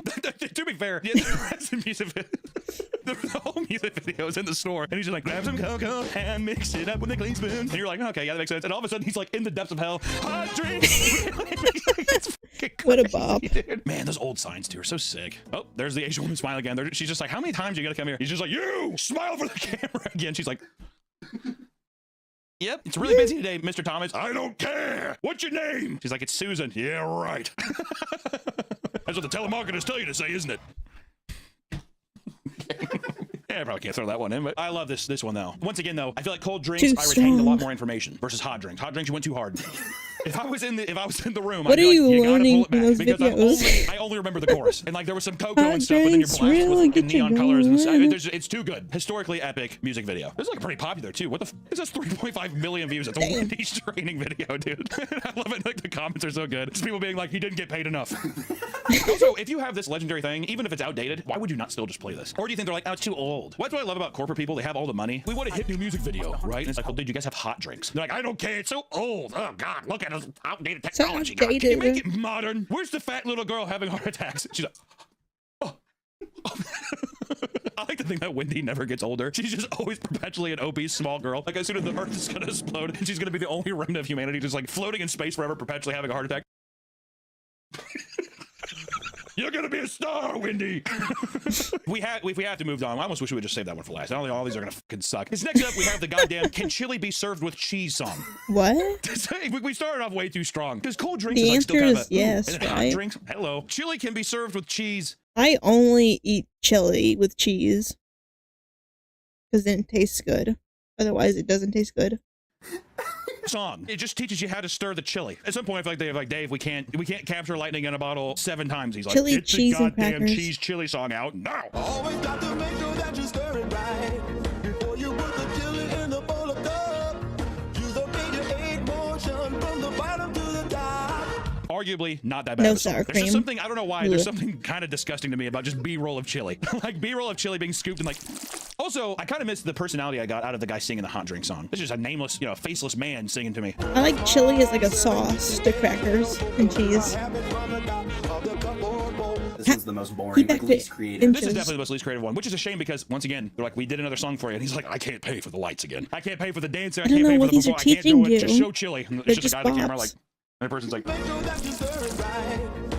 do you really need a whole song for chili, dude? That's the thing, they split it up. It's about Frosties and then cookies with milk. The rest of the song. So they include Frosties and cookies with milk in the chili video. Dave, how does that make sense? You know it was Dave too. He's like the cornerstones of Wendy's, the chilies, the Frosties, and of course the cookies and milk. Do you have any questions? I love Burgers and Frosties. fries? Hello? He's like, no. God, it looks disgusting. It really does not look appetizing. Does this look good to I you? think it's the low quality nature. You go to any, I worked at McDonald's for probably like 3 months, or I worked there very briefly. It's a goddamn war zone. Acting like somebody's gonna be using like, oh, this is my little cheese cup. Yeah, fucking right, dude. They're gonna fist that Velveeta cheese bucket. They're like, stir it with their fingers real quick. Wendy's still on the floor. The chili is just Wendy's empty colostomy bag. They lift it up and they just squirt out. She's like, oh. Pop her up!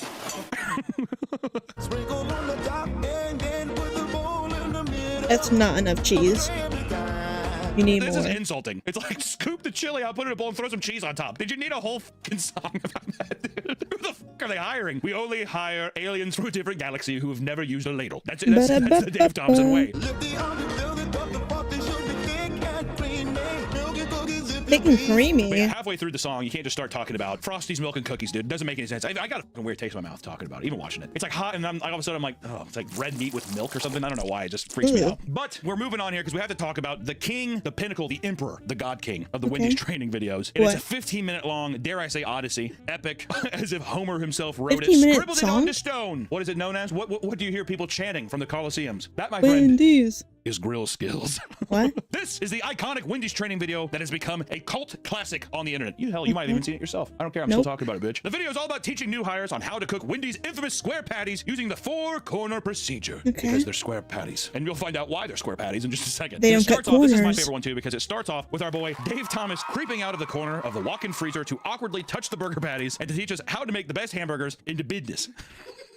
In the business. Which is also aka Wendy's old-fashioned hamburger. A Wendy's old-fashioned hamburger. Him mispronouncing that word fucking drives me up a tree, dude. Dave doesn't say words properly, and I know I fuck up some words to say especially. I know it's especially, but I get in the groove, dude. Maybe it's just his groove. He's like, I'm a leader in business. Then you get him talking, he's like, business.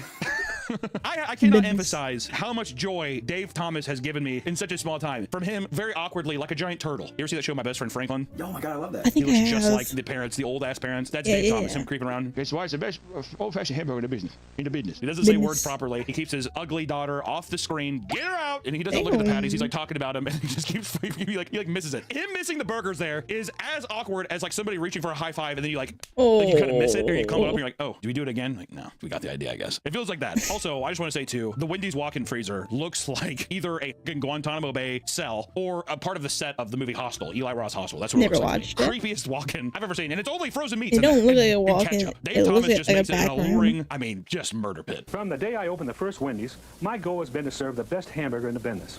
A Wendy's old-fashioned hamburger. He sounds like Christian. The thing I liked about when I ordered the first Wendy's I've was never that I liked the heard square burgers. Christian's I started voice. with the freshest beef I could find. Oh, Dave, just look down before you grab it.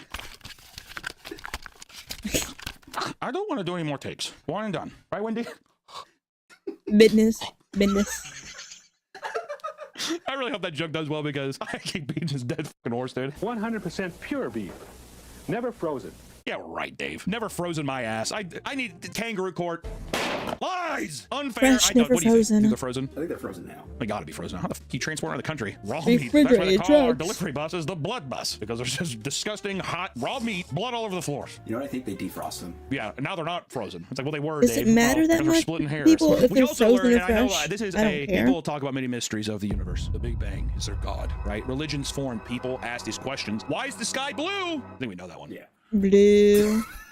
What were the Egyptians really saying with their hieroglyphics? Are they spaceships? Were they aliens? And probably the greatest mystery of all, why does Wendy's have a square burger? And They don't finally, cut people, and we corners. get straight from the horse's mouth, from God's mouth, Dave Thomas. It's Take it because away, then they Dave. use They'll hang over the edge of the chisel. bun, and people will like Spatula. that. Because people like it.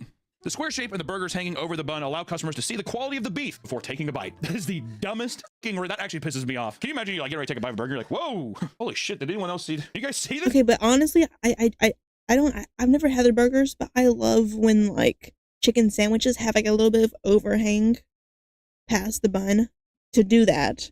So I like to eat around and then I'll take a bite of the actual bread and bun. It makes sense to me. I like doing that with food.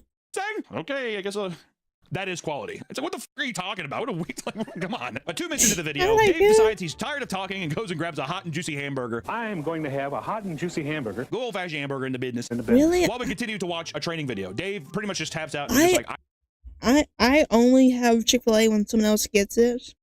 But to me, they are like the driest things I've ever ate. The Chick-fil-A chicken sandwiches are so dry. Maybe mine just sucks. But I don't really like Chick-fil-A. I like McDonald's McCrispy and Walmart's chicken sandwiches. Those are the best things ever. They're so good.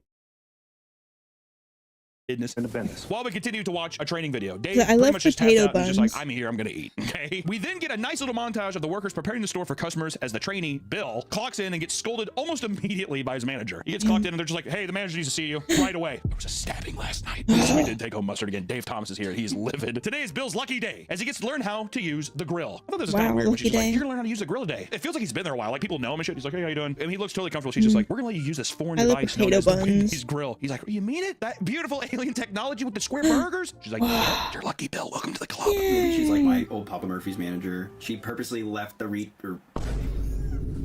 people she thought she was dumb in the back for like 6 months. Never making pizza. Yeah, I don't want you to be up front. I don't want you touching the pizzas. Then instead of Mary teaching him how to cook very quickly, because there is nothing going on in this kitchen, could not be a slower day, Mary just has him sit down and watch a training video inside the training video. I'm watching a training video of a guy watching a training video. The tape is put in, and almost immediately like dark magic happens. The screen starts to smoke and shake violently, and eventually it opens up a wormhole where a floating head comes out and sucks Bill into a grill dimension. It sucks Bill. You know, people like to decipher the ending of The Sopranos. Did Tony get shot? The TV malfunctioned, exploded, and Bill died. And this is what purgatory is. It's being sucked into the grill dimension. And this is where the song starts. 4 minutes into the training video, we finally get the song to start. Couldn't we have just started in the grill dimension? Why did we have to have the build up? I feel like Dave was just like, I want to be on screen. And for the next 2.5 minutes, we have Grill Master Funky Fresh rocking out with a golden spatula and teaching us how to finally grill some patties using 4-corner technique. And goddamn, is he good. Which, the 4-corner technique, I mean, it's just pressing each corner of the patty down before you flip it. How complicated. Well, you got to make sure the grill is wet. It's true, you got to make sure the grill is wet for all the juices. He also teaches us how to space the patties evenly and not to dump a pound of salt on them. We'll say he has a little, that's a beautiful pepper and of salt there. That feels like too much salt. He is the grill master. Funky for fresh. someone There's also to cartoon inhale. floating patties with giant eyes and lips talking about how the meat starts to shrink. We start shrinking when we hit that grill. You know it will. It is haunting. This, I think, Were could have been done a drugs different way. involved It felt in like the a German making of this? expressionist, like surreal, like a nightmare. A goddamn nightmare. Now we know Bill is actually dead. This is how we know that Bill is actually talking to angels or demons. We're trying to decipher which part of the afterlife did Bill end up going to. Sexual joke here about meat shrinking? No, that's just it. What are you thinking? I don't know. Just thought there was a joke there. It's almost like it's the opposite of sexual. If your meat is shrinking, like you're not getting horny off these floating hamburgers.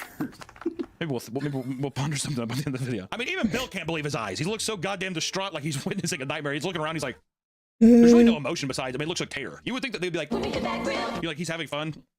Not Yeah, Bill. that is Bill weird. truly seeing the actual horrors of the cosmic universe happening right before his eyes. We also get disgusting shots of the grill master draining the meat on the side of the grill before serving on a plate. I don't understand that. You have to drain the meat, so you take the spatula and you have to hold the patty up against the side of the grill, and it's just like oozing out liquid. And he's like, "See, there you go." Yeah, I mean, it's just a kind of gross shot. I don't know. All the burgers look disgusting in this. The burgers are extremely unflattering. At least why it's we a know now when you realistic see burgers on TV, they're depiction. like covered in like glue to make them look like perfectly. You know what I mean? The cheese isn't even real cheese; it's like plastic that they melt. And because the real shit's just like, "Yep, doesn't it look great?" Dave Thomas is like, "It looks perfect." These fucking gray sculptures just falling on and dripping disgusting fluids. Oh, and you know what makes my blood boil is Bill says, "Where do I start?" Right after the song gets done. Don't be afraid. I think you're gonna be hot. Where do I start?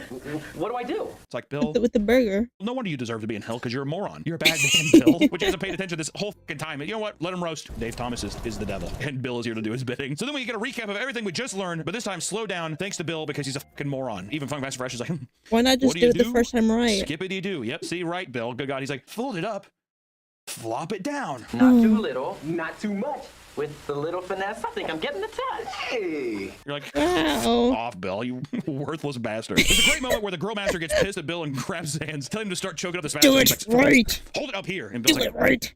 Hold it up here. I see a deer. In a way, it does feel like whitewashing a culture a little bit, doesn't it? It's like a guy like repeating the rap back, and he's like, huh, rhymes are fun, aren't they? Is this the rap and hip hop I've been talking about? And the Funk Master's like, yeah, sure. And they also drain the meat again, and it makes me wonder, how are the patties getting so filled with liquid, even if there's fat in it? It is just such an uncomfortable amount of they're liquid pouring putting out. He's some like, liquid you in have it. to pour them out. If people bite into this, they're gonna get real sick, for real. Then on to song 2, which is putting cheese on the patty. Lay down the cheese in a juicy spot, but don't leave it too long or it'll get too hot. Stool it up, lay it off on the meat. Do it right, keep it neat. Yeah, have a whole song about that. You think it'd be just taking the sliced cheese, put on a patty? No. Gotta have a full song. Which they say if your burger is gross or if you mess it up, then you can just dump it in the chili. Chili with cheese. The chili with cheese, remember? With your tiny cheese cup? Which I was like, oh, if you split the patty, sure. But they're like, oh, if you can, it kind of made it seem like drop it on the floor, throw it in the chili, give it to all our chili fans. And it's just like a really random, almost Jacob's Ladder-esque scene. Put those patties in the chili pan and save them for all of our chili fans. There's a part in Jacob's Ladder where he sees the guy in the back seat and his face is like, and that's like where that effect became popular from. I sort of think that Jacob's Ladder stole it from the Wendy's training video. I understand it's probably trying to be like when you're cold outside, you want chili. Play on words, chili is in cold. I don't like it, Nick. I don't like it, and it scared me. It's also funny, black and white. It's like the beginning of Antichrist. It's like a Lars von Trier film. A lot of chili fans, and it cuts out like this nightmare. I feel like if you just had that on loop with like, would be like, this is unnerving. Lastly, we get another segment of burgers with giant lips talking about the cooking stages for the burgers. Stage 4, I'm hot. I should be done. Looking good like I should, so you can serve me, son. I'm stage 5 and I'm still alive. There's too many stages, okay? I feel like Dave Thomas is just like, more. We need More more talking meat. Dave, this is getting kind of scary. Stage 4, I'm hot. I should be done. You hear that, Wendy? They're scared. She's like, You're beating this joke, Hunter. after the song is over, we cut back to Bill blankly staring into the TV as Mary yells in his ear, trying to snap him out of his drug-induced trance. I feel like Mary, she's like, good luck, pat him on the arm, and put a patch on, LSD. She's like, Bill, hey, welcome back, sleepyhead. What was it? Wake up, it's time for your drug test. Wake up. Wake up. And he's just totally fried. His eyes are completely white. So actually, you didn't pass your drug test because it was laced with LSD. He's like, I've never done that before in my life. And it was Mary who did it. She's like, we can't have him. He asked too many questions, Dave. He knows too much. He knows too much. We then get a montage of Bill rizzing up Mary with how well he can use the grill. I mean, he's like, play your cards right, Bill, and you can spread me and four-corner me tonight. He's like, what does that mean, Mary? She's like, how about a rope, some duct tape, and candle wax, and we'll figure it out in the back, Bill. Whoa! You think Mary's beef's pretty greasy down there? I imagine you have to drain Mary's beef. Do you kidding me? Those two lips look like an old man spitting into a dip cup.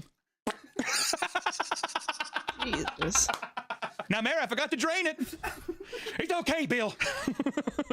You're on stage 6. Keep going. After Bill cooks up a mean burger, one of the other Wendy's staff members hands it off to our boy Dave Thomas, who apparently has been waiting in line this entire time for the burger. Dave, you own the place. You know, you can just come out. He's like, I'll wait in line like the rest of the people. One of them old age hamburgers. In the business.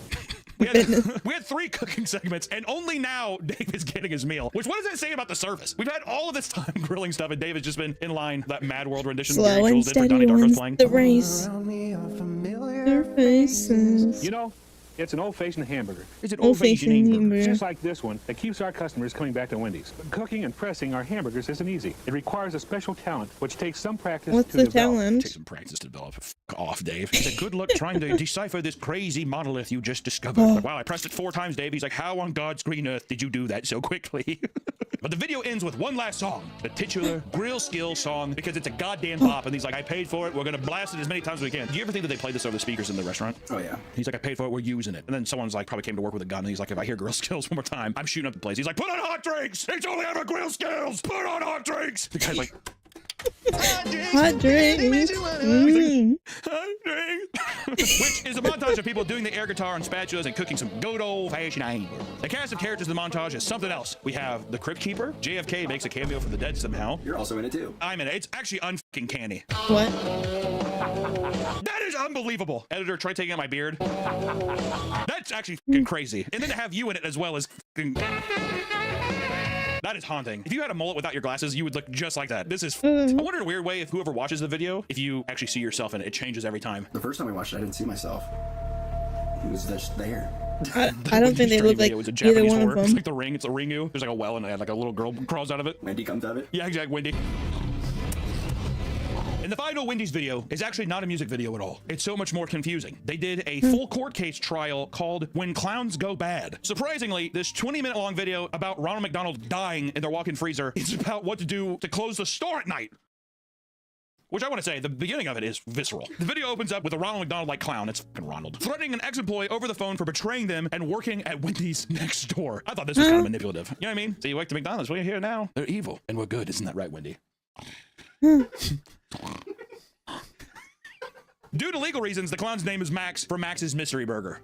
Max. We then cut to a blonde lady screaming as she finds Peg, another Wendy's employee, kneeling over Max's lifeless corpse in the walk-in freezer. I mean, I was like, holy shit, there's a fucking dead body in this training video. It's implied that Peg caved Max's skull in with an iron pot. There's a huge dent in it. I think Peg did street justice on Max, dude. An unbelievable way to start a training video. Essentially, the whole video takes place inside a courtroom and swaps back to the Wendy's store as the defense and prosecutors question the various employees on what went down that night when Max was murdered. Which, for being a courtroom drama, I was hoping that they would ham up the acting just a bit more. Specifically in the courtroom, I wanted some like, we want the truth. You can't handle the truth. Did you kill Ronald? You can't handle if I killed Ronald. You would have been sick as a tie-in. Remember the beginning of Goodfellas when Ray Liotta? Also, I like how many, why the fuck are we doing so many movie references? There's been an alarming amount of movie references, I apologize. But I want to say, it would have been cool if they would have tied it in where he didn't snitch. She's just like, I don't know what happened. She comes out of the courtroom and then Dave Thomas, along with all the other Italian Americans, are like, good girl. You know what I mean? You did your part, you didn't snitch. And they all like pay him. They might have got cut. We never see them walk out the courtroom. We never see them walk out the courtroom. I think they did it, but Scorsese came in and he was just like, it's too close to my movie. Don't get me wrong, this video is still cheesy, but just comparing it to the other songs, I wish they just would have pushed a little bit further. Also, you're doing a fucking Law and Order court case about a murder, and you're gonna keep, let's play this one safe. Makes sense, Dave. There's one great part in the beginning where the defense attorney asks Peg's manager if Peg is a violent person, to which he responds, Peg?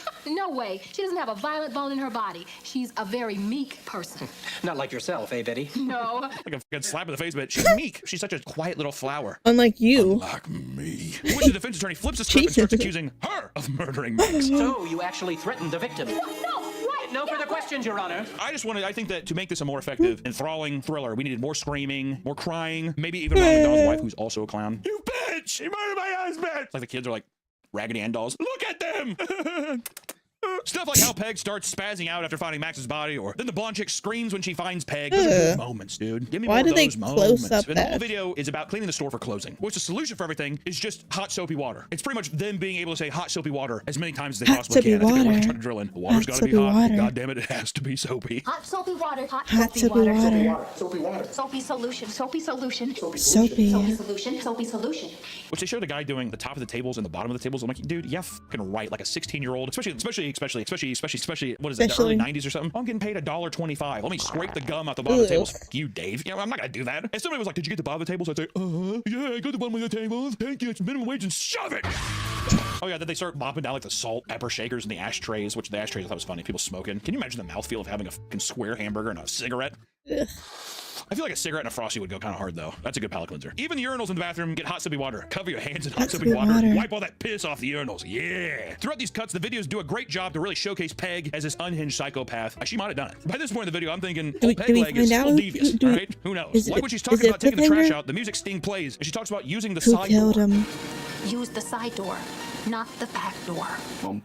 Yeah, no reason. Yeah, I didn't use the back door. I used the side door. Or how she says to another employee, we're killing him, in regards to Max's mystery burger. But don't you worry about Max. We're killing him. Which I like that too, as if people are like, did you see the sales? We're doing way better than McDonald's. Dave's like, they talk like that. I've heard it before. They talk like that. Like, that's only you, Dave. He's like, fuck. She was even a former employee and had her last paycheck held for leaving his restaurant, and that she was so mad at him that she could have killed him. Yeah, you don't get your last paycheck. I'm like, yeah, at Wendy's where we pay you in gold. Dave Thomas found all that pirate treasure. He doesn't know what to do with it. He's like, that's why I made the old fashioned hamburger. My deep sea travels. With the film grain too, like all the artifacts does legitimately make this a pretty fucking horrifying. Have you worked in this business before? I used to work for Max Mystery Burgers across the street, but they don't concentrate enough on cleanliness, and that's why I left. I bet they were sorry to see you go. But they were sorry to see you go. All right, have a good night. And he goes into his car and he drives home and he's like, so the new person at work is a complete and total fucking psychopath, by the way. They didn't focus on cleanliness like I do, like Wendy's does. They sound weird, huh? I gotta talk to the manager real quick. I'm putting in my 2 weeks right now. Sorry wasn't the word for it. The clown was so mad at me that he kept my last paycheck out of spite. She's doing this thing like the Kubrick's there the entire time. Keeping my last paycheck out of spite. Out of spite. How dare they? Yeah, dang them. You know what? You're justified too. Gets in his car, never comes back. I was so mad at him. I could have killed him. Damn, Peg! Easy down! Also, she gets way too excited in the bathroom talking about the toilet paper and how to clean the bathroom. God damn it. Soap looks okay. How about the TP? Plenty. Good. I feel so bad for this guy who's like with her. He's like, cool, so you ran over and you peeked in the urinal like a complete psychopath. That's how we clean it here. He's like a pager. 911, 911. Yeah, oh, you're crawling on the walls. We cook cheeseburgers here. I hope you just know that's all the job is, so. Okay, hotshot, lay it back for me. No problem. We clean the walls and the stalls with window cleaner. Why is she kind of bad, though? Huh? I don't know, dude. I'm a little perplexed, dude. I feel like I'm watching Hocus Pocus or something. This old bitch is casting a spell on me, dude. Good Lord. Got that hair all pulled back. As soon as that hair comes down, you got a wild child right there. God damn. Outside of the urinals and toilets with paper towels and a soapy solution. Inside of his face. She's like sitting there trying to eat her own face. He's like, do you think there's ever been anybody hired at Wendy's who's like, when do we get to meet Wendy? Oh, yeah. There's gotta be some crazy chick like this. So when do I get to meet her? People probably think that's a joke. Yeah, and they're like, things are not looking good for her, and she seems as guilty as can be. Can you blame the court? Can you blame the court at this time? So even her lawyer's having a hard time defending her. Opera. Even he's just like, she's like, if you don't fucking get me out of here, I'm gonna eat your face. He's like, Soapy solution. Motherfucker's sweating like a hog trying to defend this psychopath. I mean, it is sweating. It must have been a hot day on set. There ain't no way. They're like, are you a bit hot? He's like, trying to be professional. Me? He's like hyperventilating. Me? No, I'm fine. I'm like, I'm totally good. Every scene, he's breathing heavily or dabbing his face with a handkerchief. Luckily for him and Peg, all the employees at Wendy's used to work for Max at one point or another, so they all have grudges against the stupid clown. Suspicious. The janitor, aka Mr. Cleaner, said that any one of us are capable of killing Max. Mr. Hale, Pegboard was no more capable than any of the rest of us. That clown had a lot of enemies. What a weird thing to say in a courtroom. He did it, Hell, I would have didn't done it. I didn't.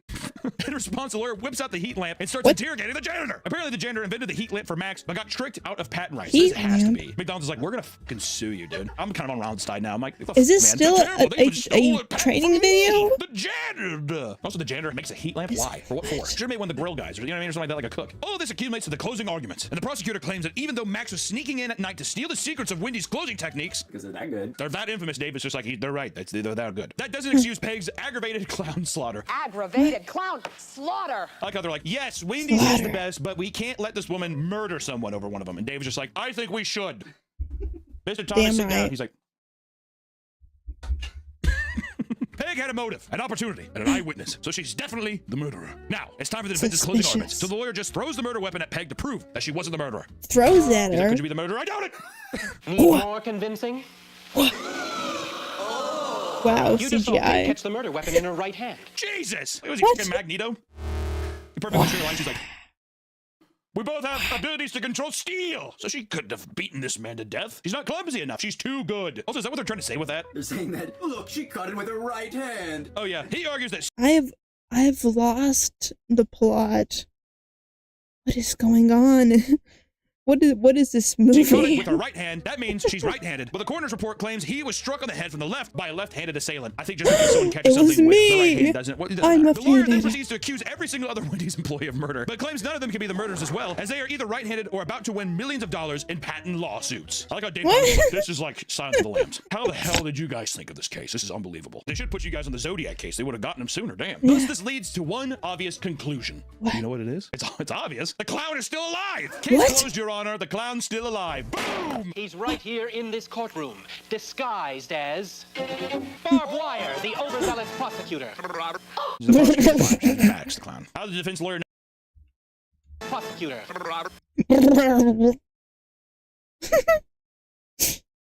What the a plot twist. There's Max, the clown. How does the defense lawyer know? Well, he's just that good. Plus, she's wearing clown shoes the entire case. She was wearing clown shoes the whole time. So if that was the case too, why didn't he just like the person's wearing clown shoes? Like go through this whole charade. She probably could have killed him with this, but I got it. Turns out Max hit himself on the head and faked his own death. The video ends with Max getting arrested while he hauntingly yells he'll get revenge on everyone in the room. I'll get you. I'll get all of you.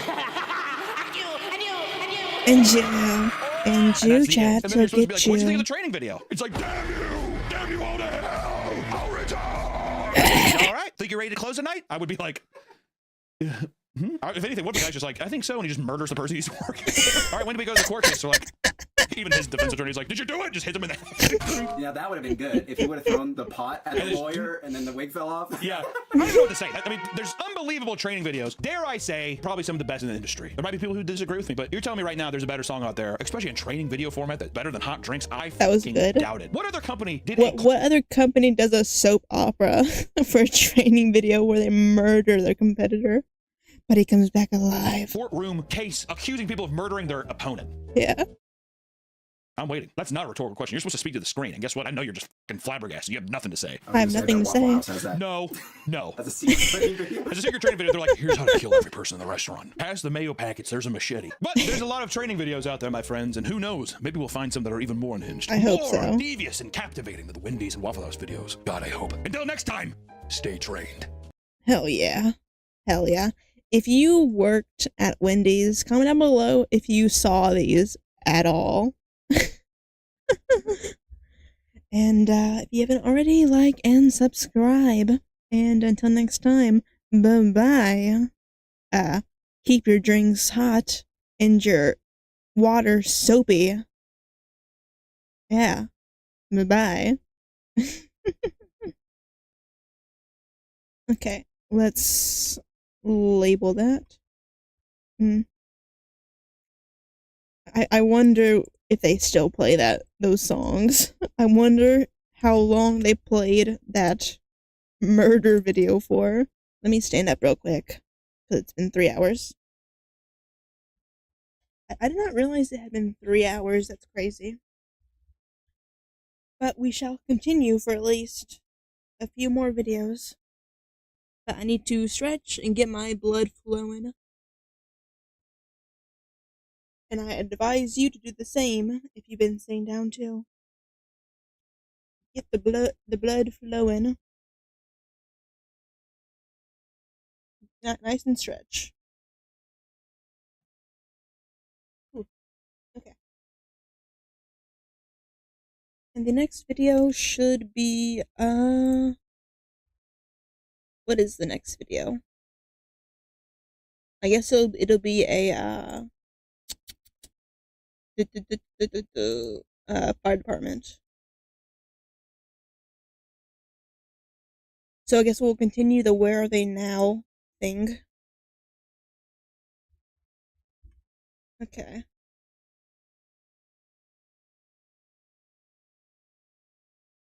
Yabba-dabba-doo. Wow. I felt my bone just snap. That's fine, I'm sure. Nothing to worry about there. My bones are all fine. Let me do this.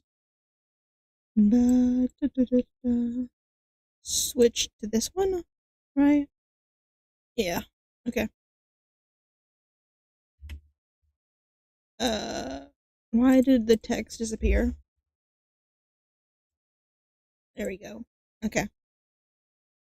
Yippee. I'll probably do 4 of these parts, I guess. Hopefully. Okay. Hopefully I have not seen this part. Hopefully. Hopefully I didn't screw up editing that bad.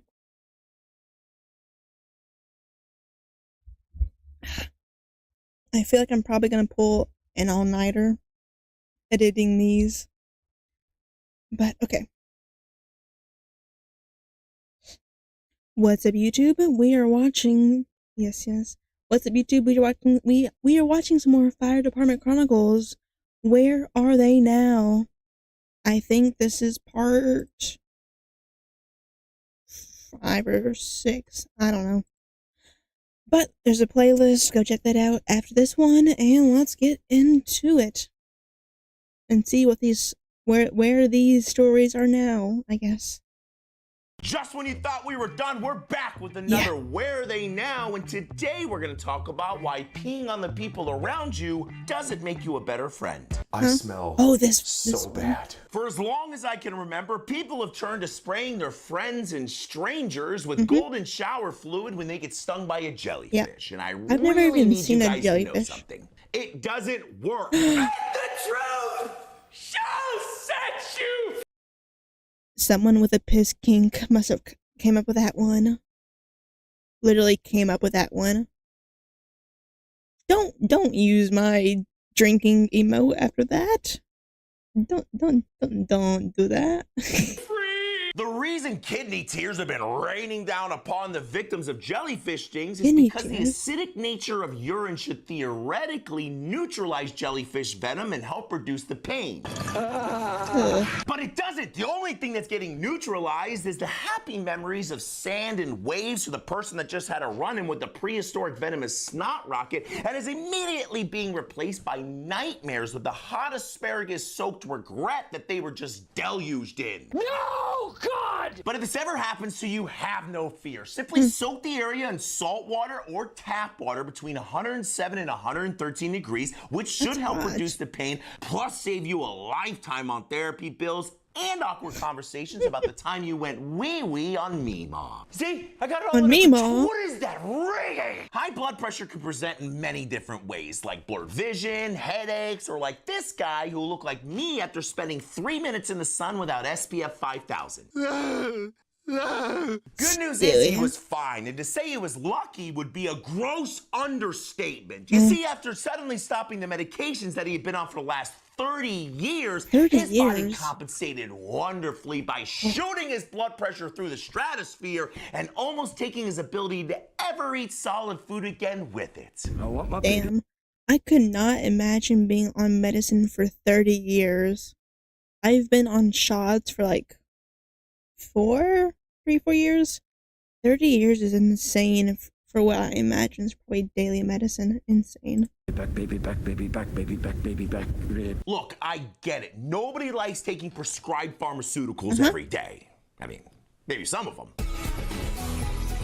But when a pill might be Ketamine. stopping your brain from blowing a blood gasket inside of your very sealed, very sensitive brain cage, it might be important to continue consuming it so you can continue using all of your limbs. I know, but PB&Js are so good. This was nowhere near the Allergy? first or last time I would encounter somebody who filled their belly with Benadryl prior to consuming something they were highly allergic to in hopes that their body wouldn't catapult their consciousness into the next lifetime.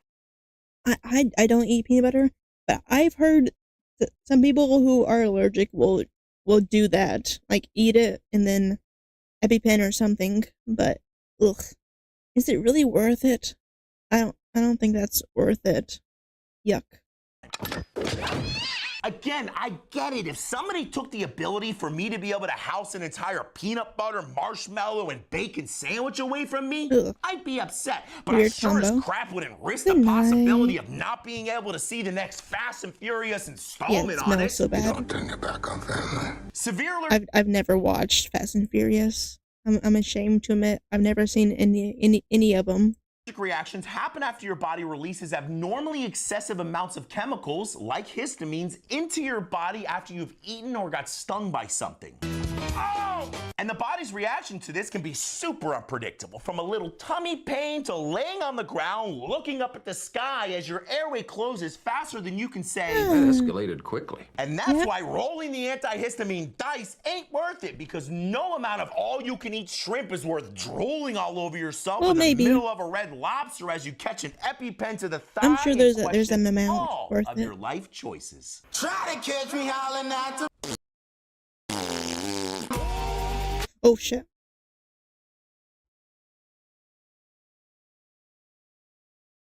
Ignore that. Okay, let's go to the second part. I don't know why people make playlists but don't do them in chronological order. Like that kind of annoys me. So that was part 6, right?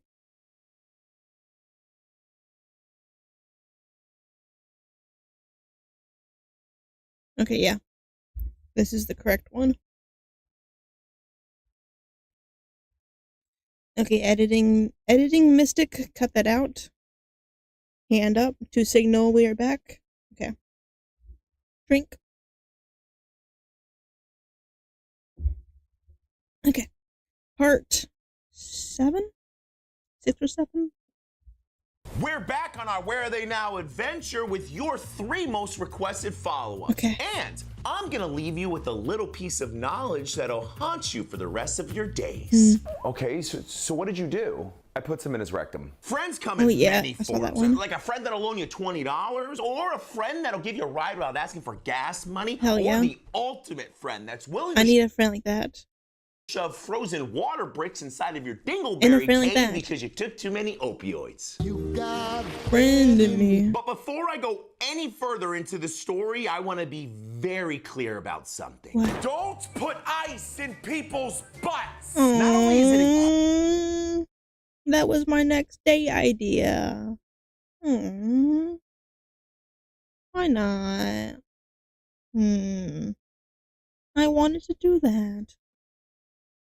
incredibly stupid and unbelievably dangerous, but completely unnecessary when there's things like Narcan available that don't involve you icing down your friend's guano gusher. Yummy.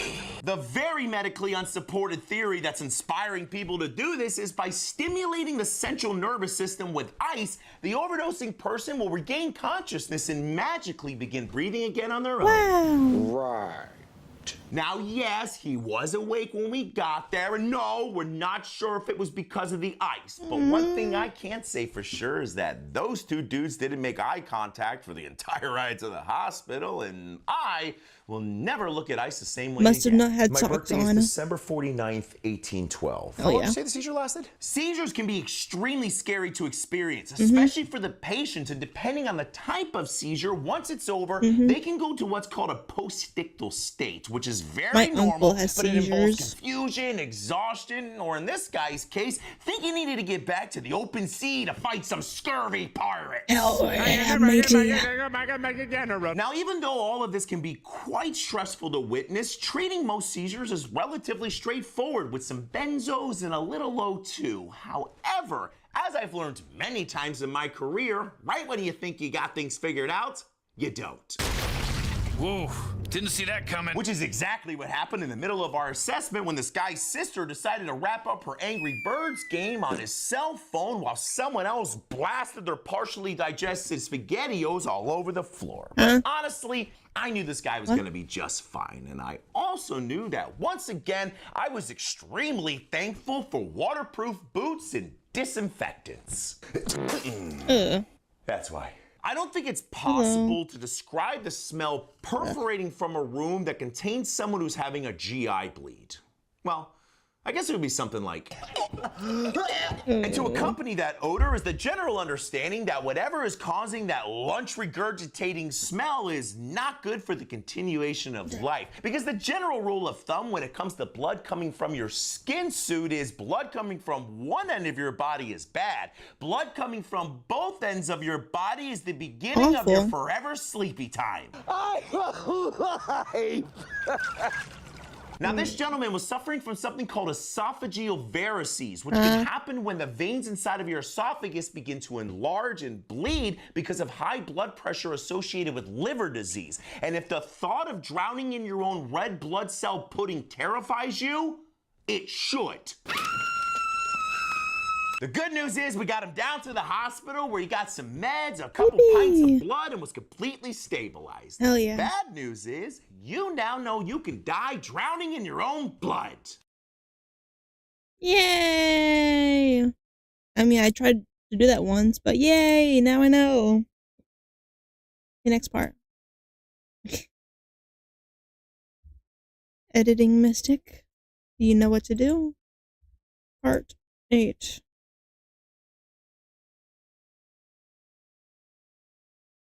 Is it gonna load? Load. There we go. Okay. Part 8.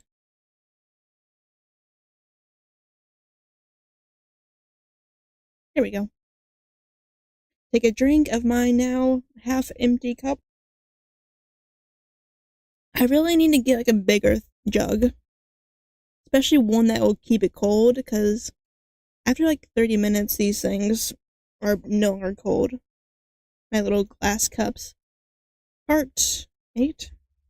Welcome back to numero ocho of the Where They Now saga, and today we're going to talk about everything from mushrooms to getting my boots filled up with human doo-doo. So you were running to the bathroom while taking your pants off, then tripped and fell. Yeah, I really don't like to wear anything below the waist whenever I'm on the throne. Imagine this. You're helping a nice elderly man to the bathroom, and suddenly he begins to fall. So you take your leg and shove it in between his legs to brace him, and he says thank you by blasting a rectal fruit shake right down your pants and into your boots. Well, I don't have to imagine that because it happened to me, and I'm still not okay with it.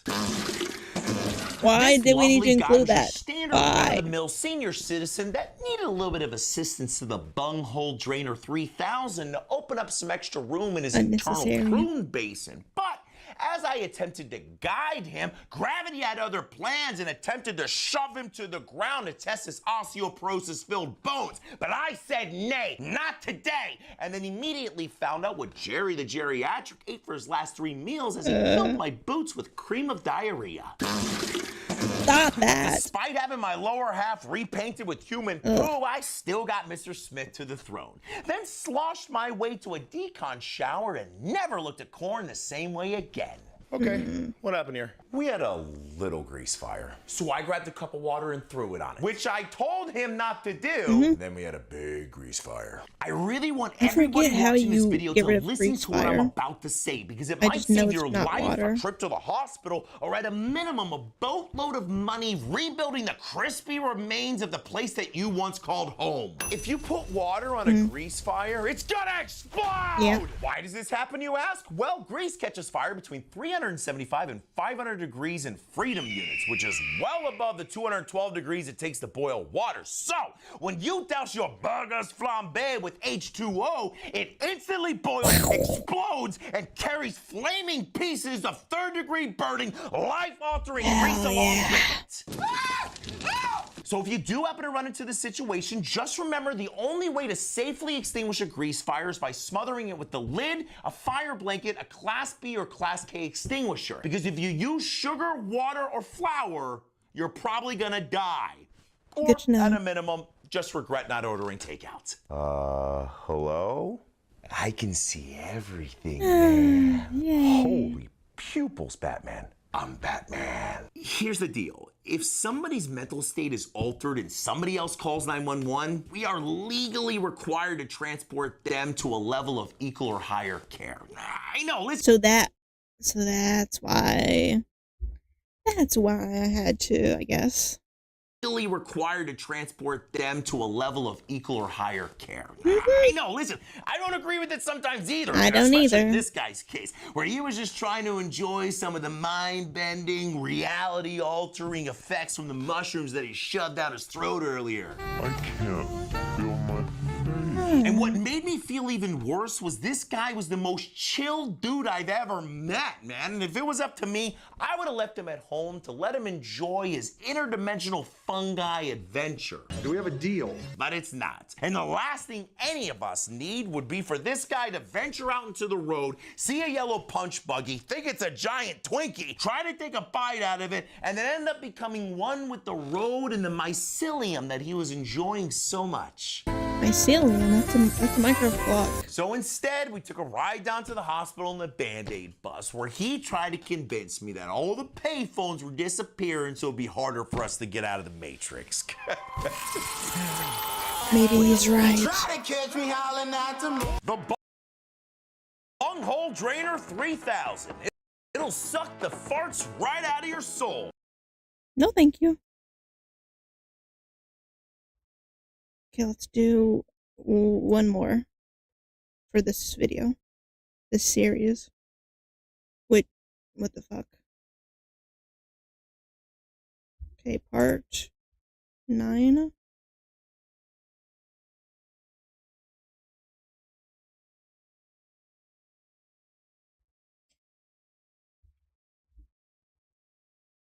Okay.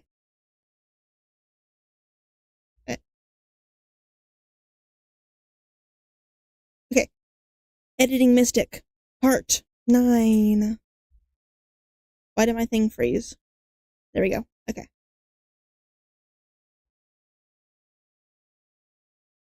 Creepy people in dark rooms, torn testes, and metal-tasting mayhem are the wonderful follow-up stories that fill today's Where Are They Now episode. Yeah, they're broken. But don't worry about that. Just come in here so I can show you exactly what you need to see. I think this might be the most requested Where Are They Now follow-ups that I've ever had, and rightfully so, because I can honestly say this is the most scared I've ever felt on a call. Okay. And without further ado, here's what happened. So after gathering a couple more people, I was slowly making my way up to the room when, you know what? It'll just be easier to show you. Sir, where are you? Up the quality. There you are. You made it. Yay! Yeah, are you ready to go down to the hospital? Uh-huh. But first, can you guess what I have? My riddle's 3. Is it poop? It's poo-poo. Ugh. You want some? No. 1 second, sir. Get the first aid right now. Okay. Wait, have you ever been covered in poop before? No. No? Get in here. Okay, well, you're about to be. And after all that, a very stinky tussle and a much-needed night-night medication injection, that guy was the happiest caca-chalupa that I've ever dropped off at the hospital. Is that a common thing? People just do that? Barry slipped through the crack in the chair, which hurt. So I tried to jump up, but my boys tried to stay behind. Behind? Permanently. Panic, fear, and a genuine deep-seated feeling of regret would be the best way to describe this patient's demeanor after almost experiencing a full separation of his twin boulders from the rest of his body. Oh my god, I almost died! And I gotta say, as a fellow family jewel-toting male, the second this guy started describing his genital pouch stretching brush with permanent castration, I wanted to close my eyes and Happy Gilmore myself out of there to my happy place. I'm flying on a giant seagull in the sky. But unfortunately, part of the gig as a paramedic is listening to things that you hope will melt away from your memory, like this guy's dreams of ever procreating. However, I'm happy to report that besides swelling to the size of a small grapefruit, this guy's gargantuan gonads are still attached to his body and ready for another round of How Strong Are You Testing? Good for him. Do you guys taste pennies fumigating? Oh yeah, dude. I set off like 80 cans in there. Look, firefighting is inherently dangerous. It's something we know when we sign up for the job. Whether it's dodging cars on the interstate that seem to be dead set on making us their new bloody hood ornament, daily cancer exposures when fighting fire, or just putting on our gear, that's a reference to recent discoveries that our firefighting bunker gear contains something called forever chemicals that might possibly be slowly killing us every time we put it on. Or a million other ways to die. But we all know the thing that's ultimately gonna take us out is gonna be something stupid, like face planting in the shower, or, I don't know, standing outside of a house unknowingly inhaling the flaming remnants of an overly zealous insect genocide project?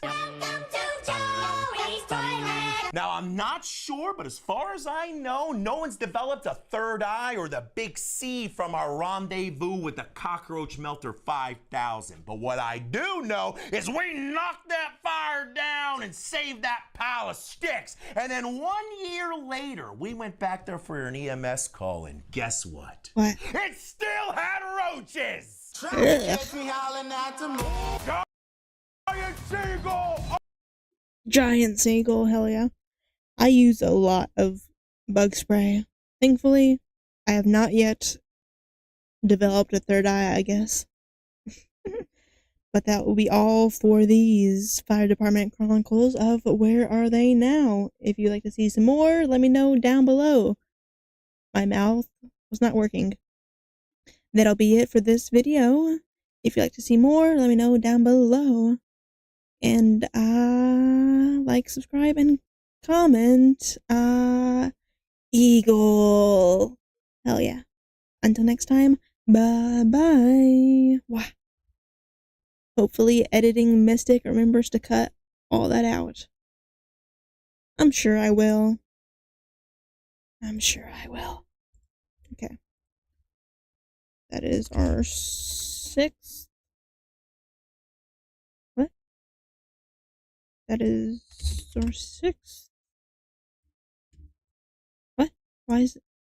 I hate how sometimes there's like invisible characters that I don't even know are in the text. There we go. Okay. Let's see if I can get 1 or 2 more videos in. Let's do the new one.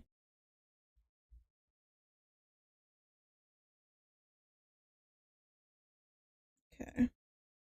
This is a new casual geographic video that just came out. That I didn't even know came out until I started this stream. So, let's get into it.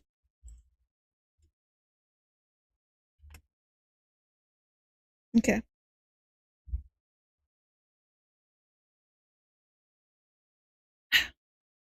I am almost out of my drink, and when I'm out, that means stream has to end. Okay. Because it's been over 3 hours. Maybe I'll hit the 4-hour mark before that happens.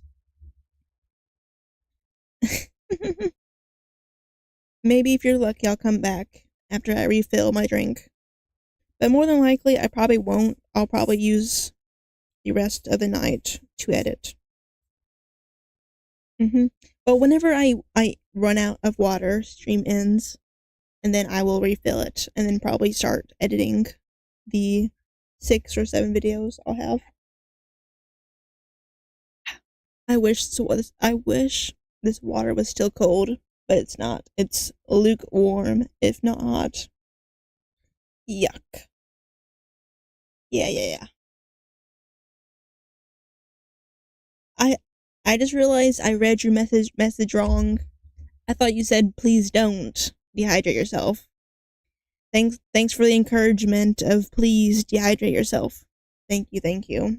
Words of encouragement for my chat, as always. Thank you.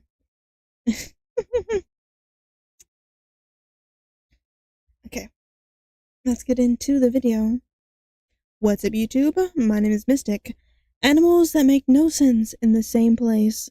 I don't know what that means. Maybe it's a country, a state, a park. Who knows?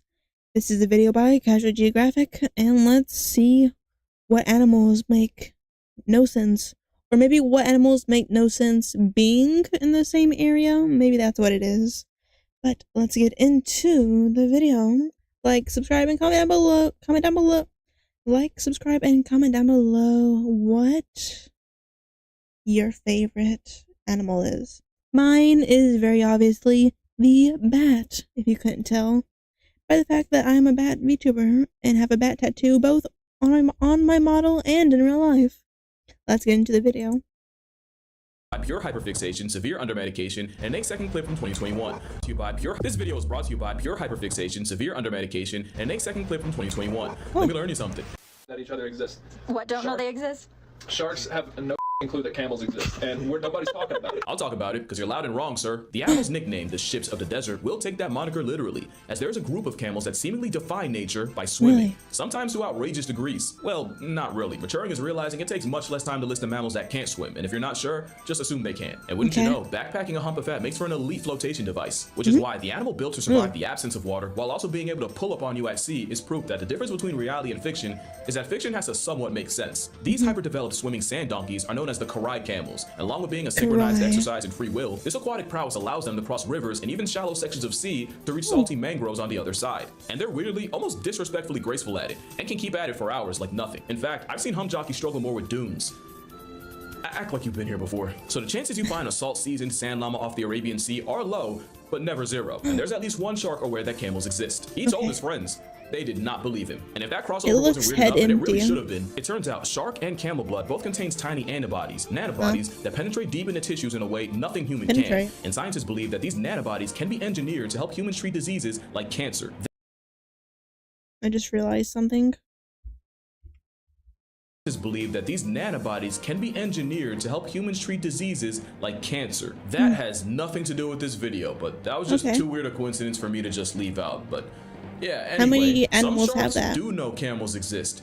And it had me thinking, one of the consequences of the big cough of 2020 and the worldwide timeout that followed was that zoos now had to find new ways of keeping animals engaged. And to some, that meant showing them animals they'd never seen before. You had elephants excited to discover sea lions, penguins finding fish the likes of which they'd never seen, and a sea lion that could not believe the concept of a tegu. But then I thought, what about the most unlikely animals that do know about each other? And that's what this video is. Animals you would not expect to find in the same place, in my biased opinion.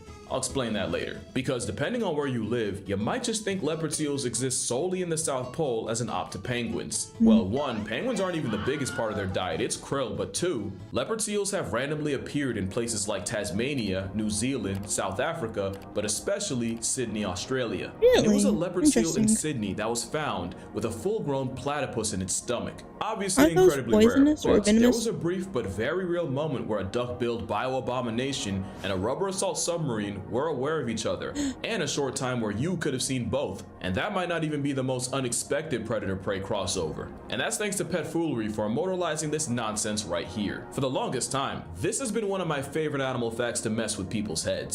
That a moose's habit of diving underwater for food means they are a natural prey for a high-contrast steroid apex dolphin. And after saying it for years, I regretfully have to make a confession. It is true that the same mega deer that can dwarf cars on the freeway can also dive up to 20 feet underwater. That is if Musai doesn't just run across it. But there are very few, if not one main incident where they became orca fodder for it. This was in 1992, when two moose were swimming about a mile off of Alaska's Pleasant Island. Evidently, their experience was anything but, as the pair were quickly approached by 4 transient killer whales. One moose was murked and eaten on the spot, and the smaller of the two managed to escape, but proceeded to drown in a kelp bed. Since then, there have only been a few cases of swimming moose and deer getting opportunistically bossed up by killer whales, not nearly enough to be a habit. The fact remains that there are orcas fully aware of the concept of a tangler, which can result in a really bad day to be a moose. But again, super rare. But there's one animal crossover that has only gotten more common.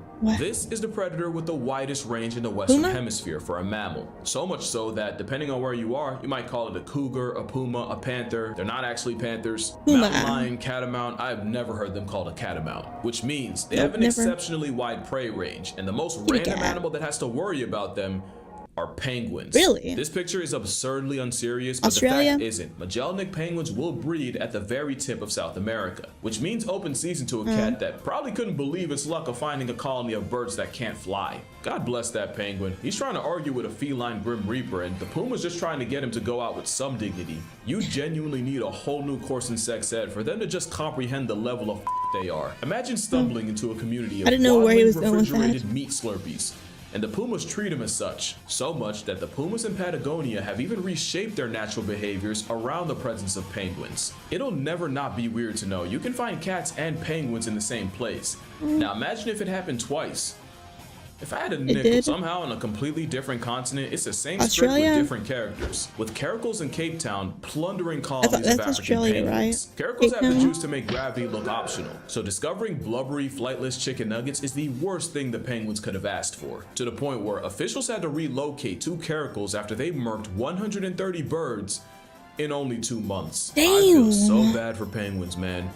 They really get bodied by the most random things. Like, there is no way I should be able to look up armadillo eating penguin and actually get something. And I can't even show you that picture because of a turtle song turning a penguin into a ketchup packet. Just know, armadillos know about penguins, and the penguins are not happy about it. Nobody gives flightless birds a break. Especially not the birds that can fly, because there are ravens that not only are aware of the world's smallest penguin, but they'll go to some gruesome measures to grief them. Which actually sucks, because for the longest time, foot-tall, 3-pound fairy penguins were somewhat safe on Australia's Phillip Island. But as recently as 20 years ago, scientists have noticed ravens randomly spawning Wouldn't that make them much not to the disaster of the pint-sized penguins. Wouldn't that make them omnivores? And these ravens have gone to extreme measures to raid their nests, like harassing the parents for hours to strong-arm them to surrender, or a pair of ravens working together, with one raven distracting the parents while the other digs into the nest to pirate their progeny. There was an incident where a pair of ravens freaking yeeted a penguin parent off a cliff before poaching their offspring. Why? Very unkind of them. There's way too much penguin prejudice in this section, so let's shift gears. Oh, come on, dude! Okay, but like, seriously, sea lions are interesting because despite their name, sea lions are much closer to bears and the weasel crash out mustelids. Beach bears that do land part-time. Think of that every time you want to call one a sea puppy. Why they're called lions? I called a big you're boy. looking at the main reason why. But what if lions and sea lions met each other? Well, lions on a beach feels wrong, but it happens. Lions really don't get enough credit for how adaptable they are. And on Namibia's Skeleton Coast, some lions have started combing along the Atlantic coast and hunting resting fur seals, which kind of felt wrong to me. You know, I grew up on watching them go after zebra, wildebeest, buffalo, but watching them stalk seals was weird. It was weird for the lions too, because researchers noticed the lions seemed unsure of how exactly to go about hunting this new prey. But in lion fashion, these beach lions adapted to a diet of sea lions. I know I said fur seals, they're actually closer to sea lions, so you can delete that comment.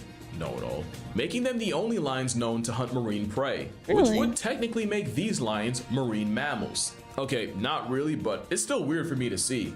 I'm talking about lions on a beach. That doesn't feel real. And for y'all that are gonna be like, obviously, how did you not know? Listen, I don't know what I don't know. Lions on a beach is like snow in Africa. Lions I know on it the beach, happens. It's still gonna earn a double take when I see it. In fact, I bet a number of y'all are stun locked on the snow in Africa thing. Like, yeah, that happens. They got ski resorts too. So before I get accused of using Allen Iverson, yes, it does snow in parts of Africa, although I'm not surprised you're surprised. The way some of y'all talk about her, you'd think Africa actually was a country. Wait till you find out we have houses too. Alright, I'm projecting, but look, bro, imagine being in high school and having someone genuinely ask you if your parents grew up in a hut. Then I say my grandmother's house is like 3 of yours and I'm the bad guy. Man, I did not need to say all that, but yeah, it snows in Africa. To be fair, the animals don't look too happy about it. Speaking of snow, 2 other animals you wouldn't expect in the same place, or at least you wouldn't if we share bias. I remember how mind blown I was when I found out grizzly bears and polar bears know each other. Now imagine how confused I was when I found out they do more than just know each other, to the point where growler bears are a legitimate thing. Or pizzlies, it depends on who the daddy is. Grizzly growler, polar pizzly. I guess it's not that surprising when you realize polar bears essentially evolved from brown bears. It's actually pretty interesting to see them on camera in the same place. And if you're the what? The cloud? What? What is that? Is that like a way of saying hi? Do I get high? Is that what you're asking? I don't know what else that would mean. What? Am I trying to solve your riddles 3? What? I do not know the answer to that.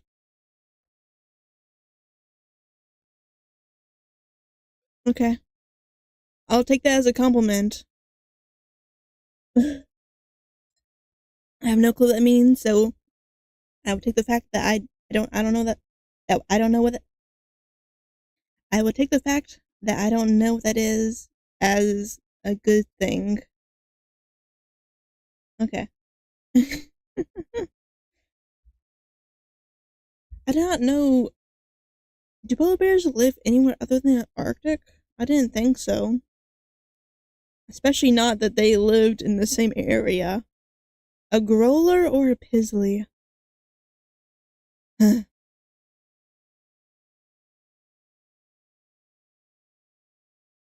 grizzly growler, polar pizzly. I guess it's not that surprising when you realize polar bears essentially evolved from brown bears. It's actually pretty interesting to see them on camera in the same place. And if you're wondering how these encounters go, a study showed that grizzlies usually dominate these interactions, with polar bears being submissive. And with a lot of encounters happening in places like whale carcasses, 132 out of 137 recorded interactions saw the polar bears giving way to the grizzlies. But evidently, they'll meet up to feed and breed, and surely the first polar bear to ever go grizzly forever disgraced her polar lineage. But I guess the rhyme's wrong. If it's black, attack. But if it's white, you'd be aight. It is wild that you have two apex predators that would normally have no love for each other, or in some cases try to eat each other, suddenly flipping the switch and breeding each other. It's an enemies to lover trope that sounds like it already has 2 seasons on Hulu. One theory says that the disappearing of the sea ice polar bears count on is forcing them further south where polar bears, especially females, can have run-ins with male grizzlies. Similar to other large predators like lions and tigers, male grizzlies will disperse well beyond their mother grounds, establishing a territory far removed from any possible relatives. This results in some males living on the absolute outskirts, and why virtually all the brown bears seen in the Canadian Arctic islands were male. So you take young grizzly nomads and hungry polar vagabonds, and 2 species that would have had minimal if any interactions are now humping out hybrids.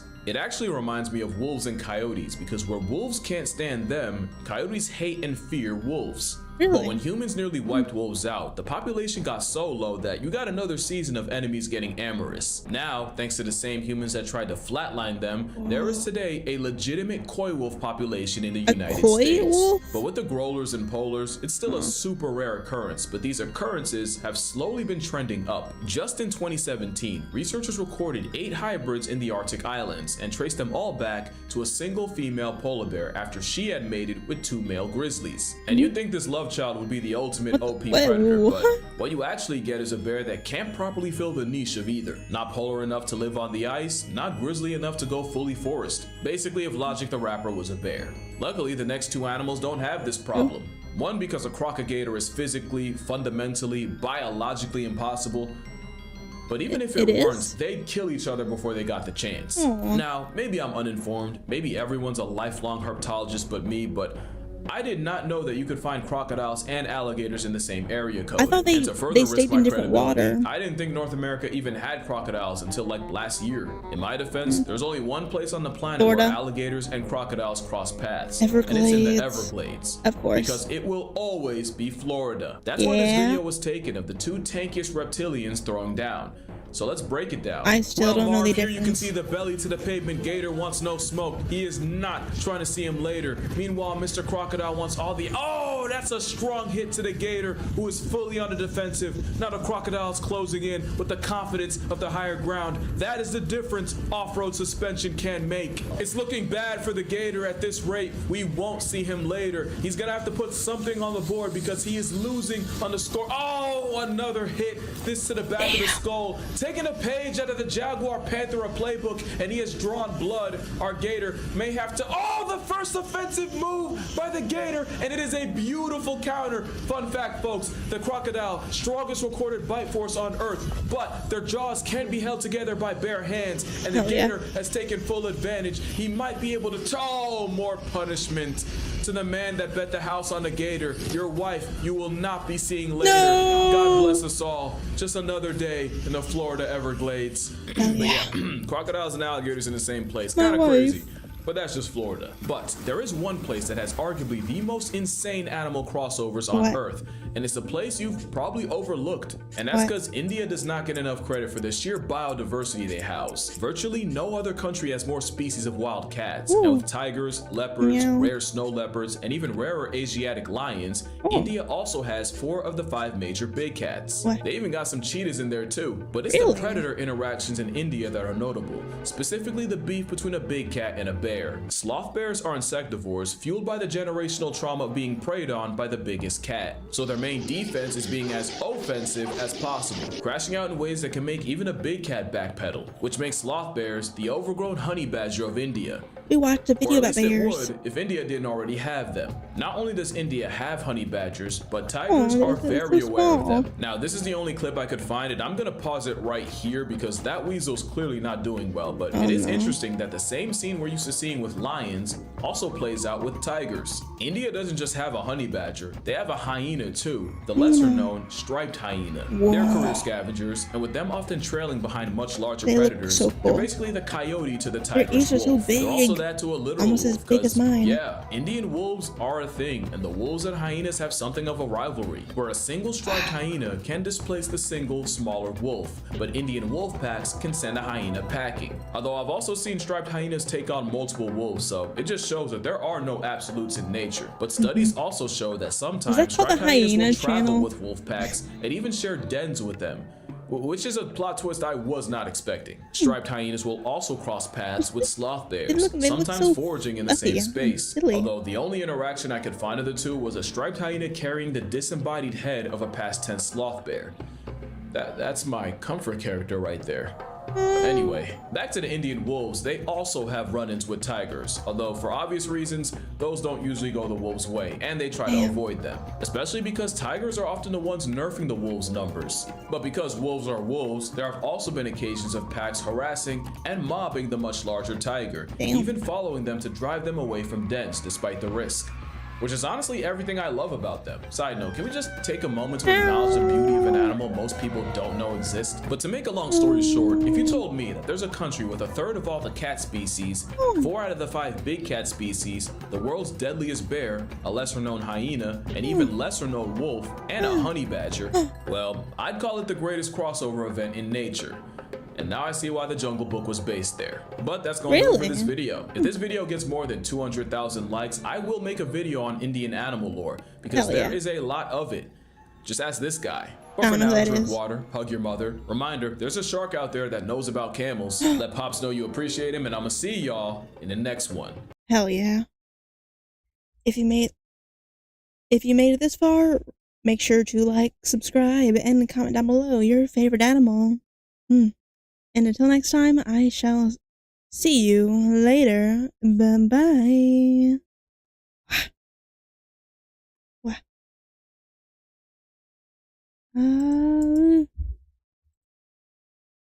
Will I do another video? Let's see. I'm kind of burning up right now.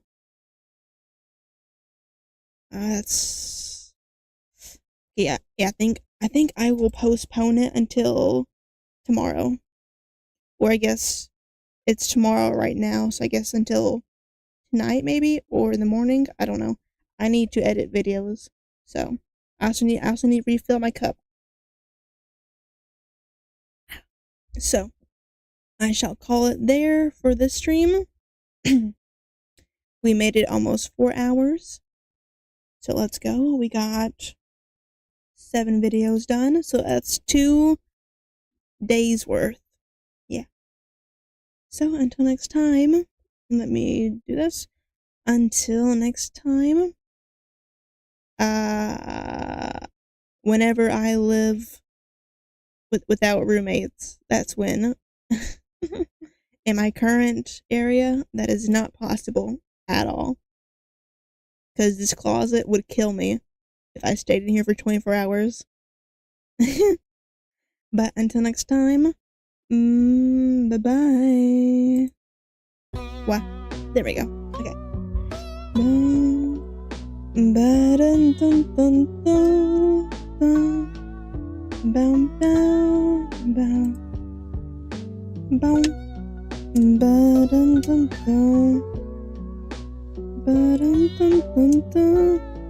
Thank you.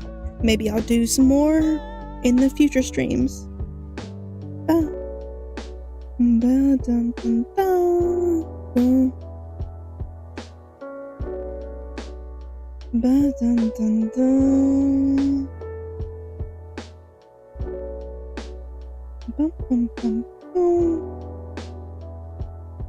Hopefully y'all will see me tomorrow morning, afternoon, or night with another React stream, more than likely.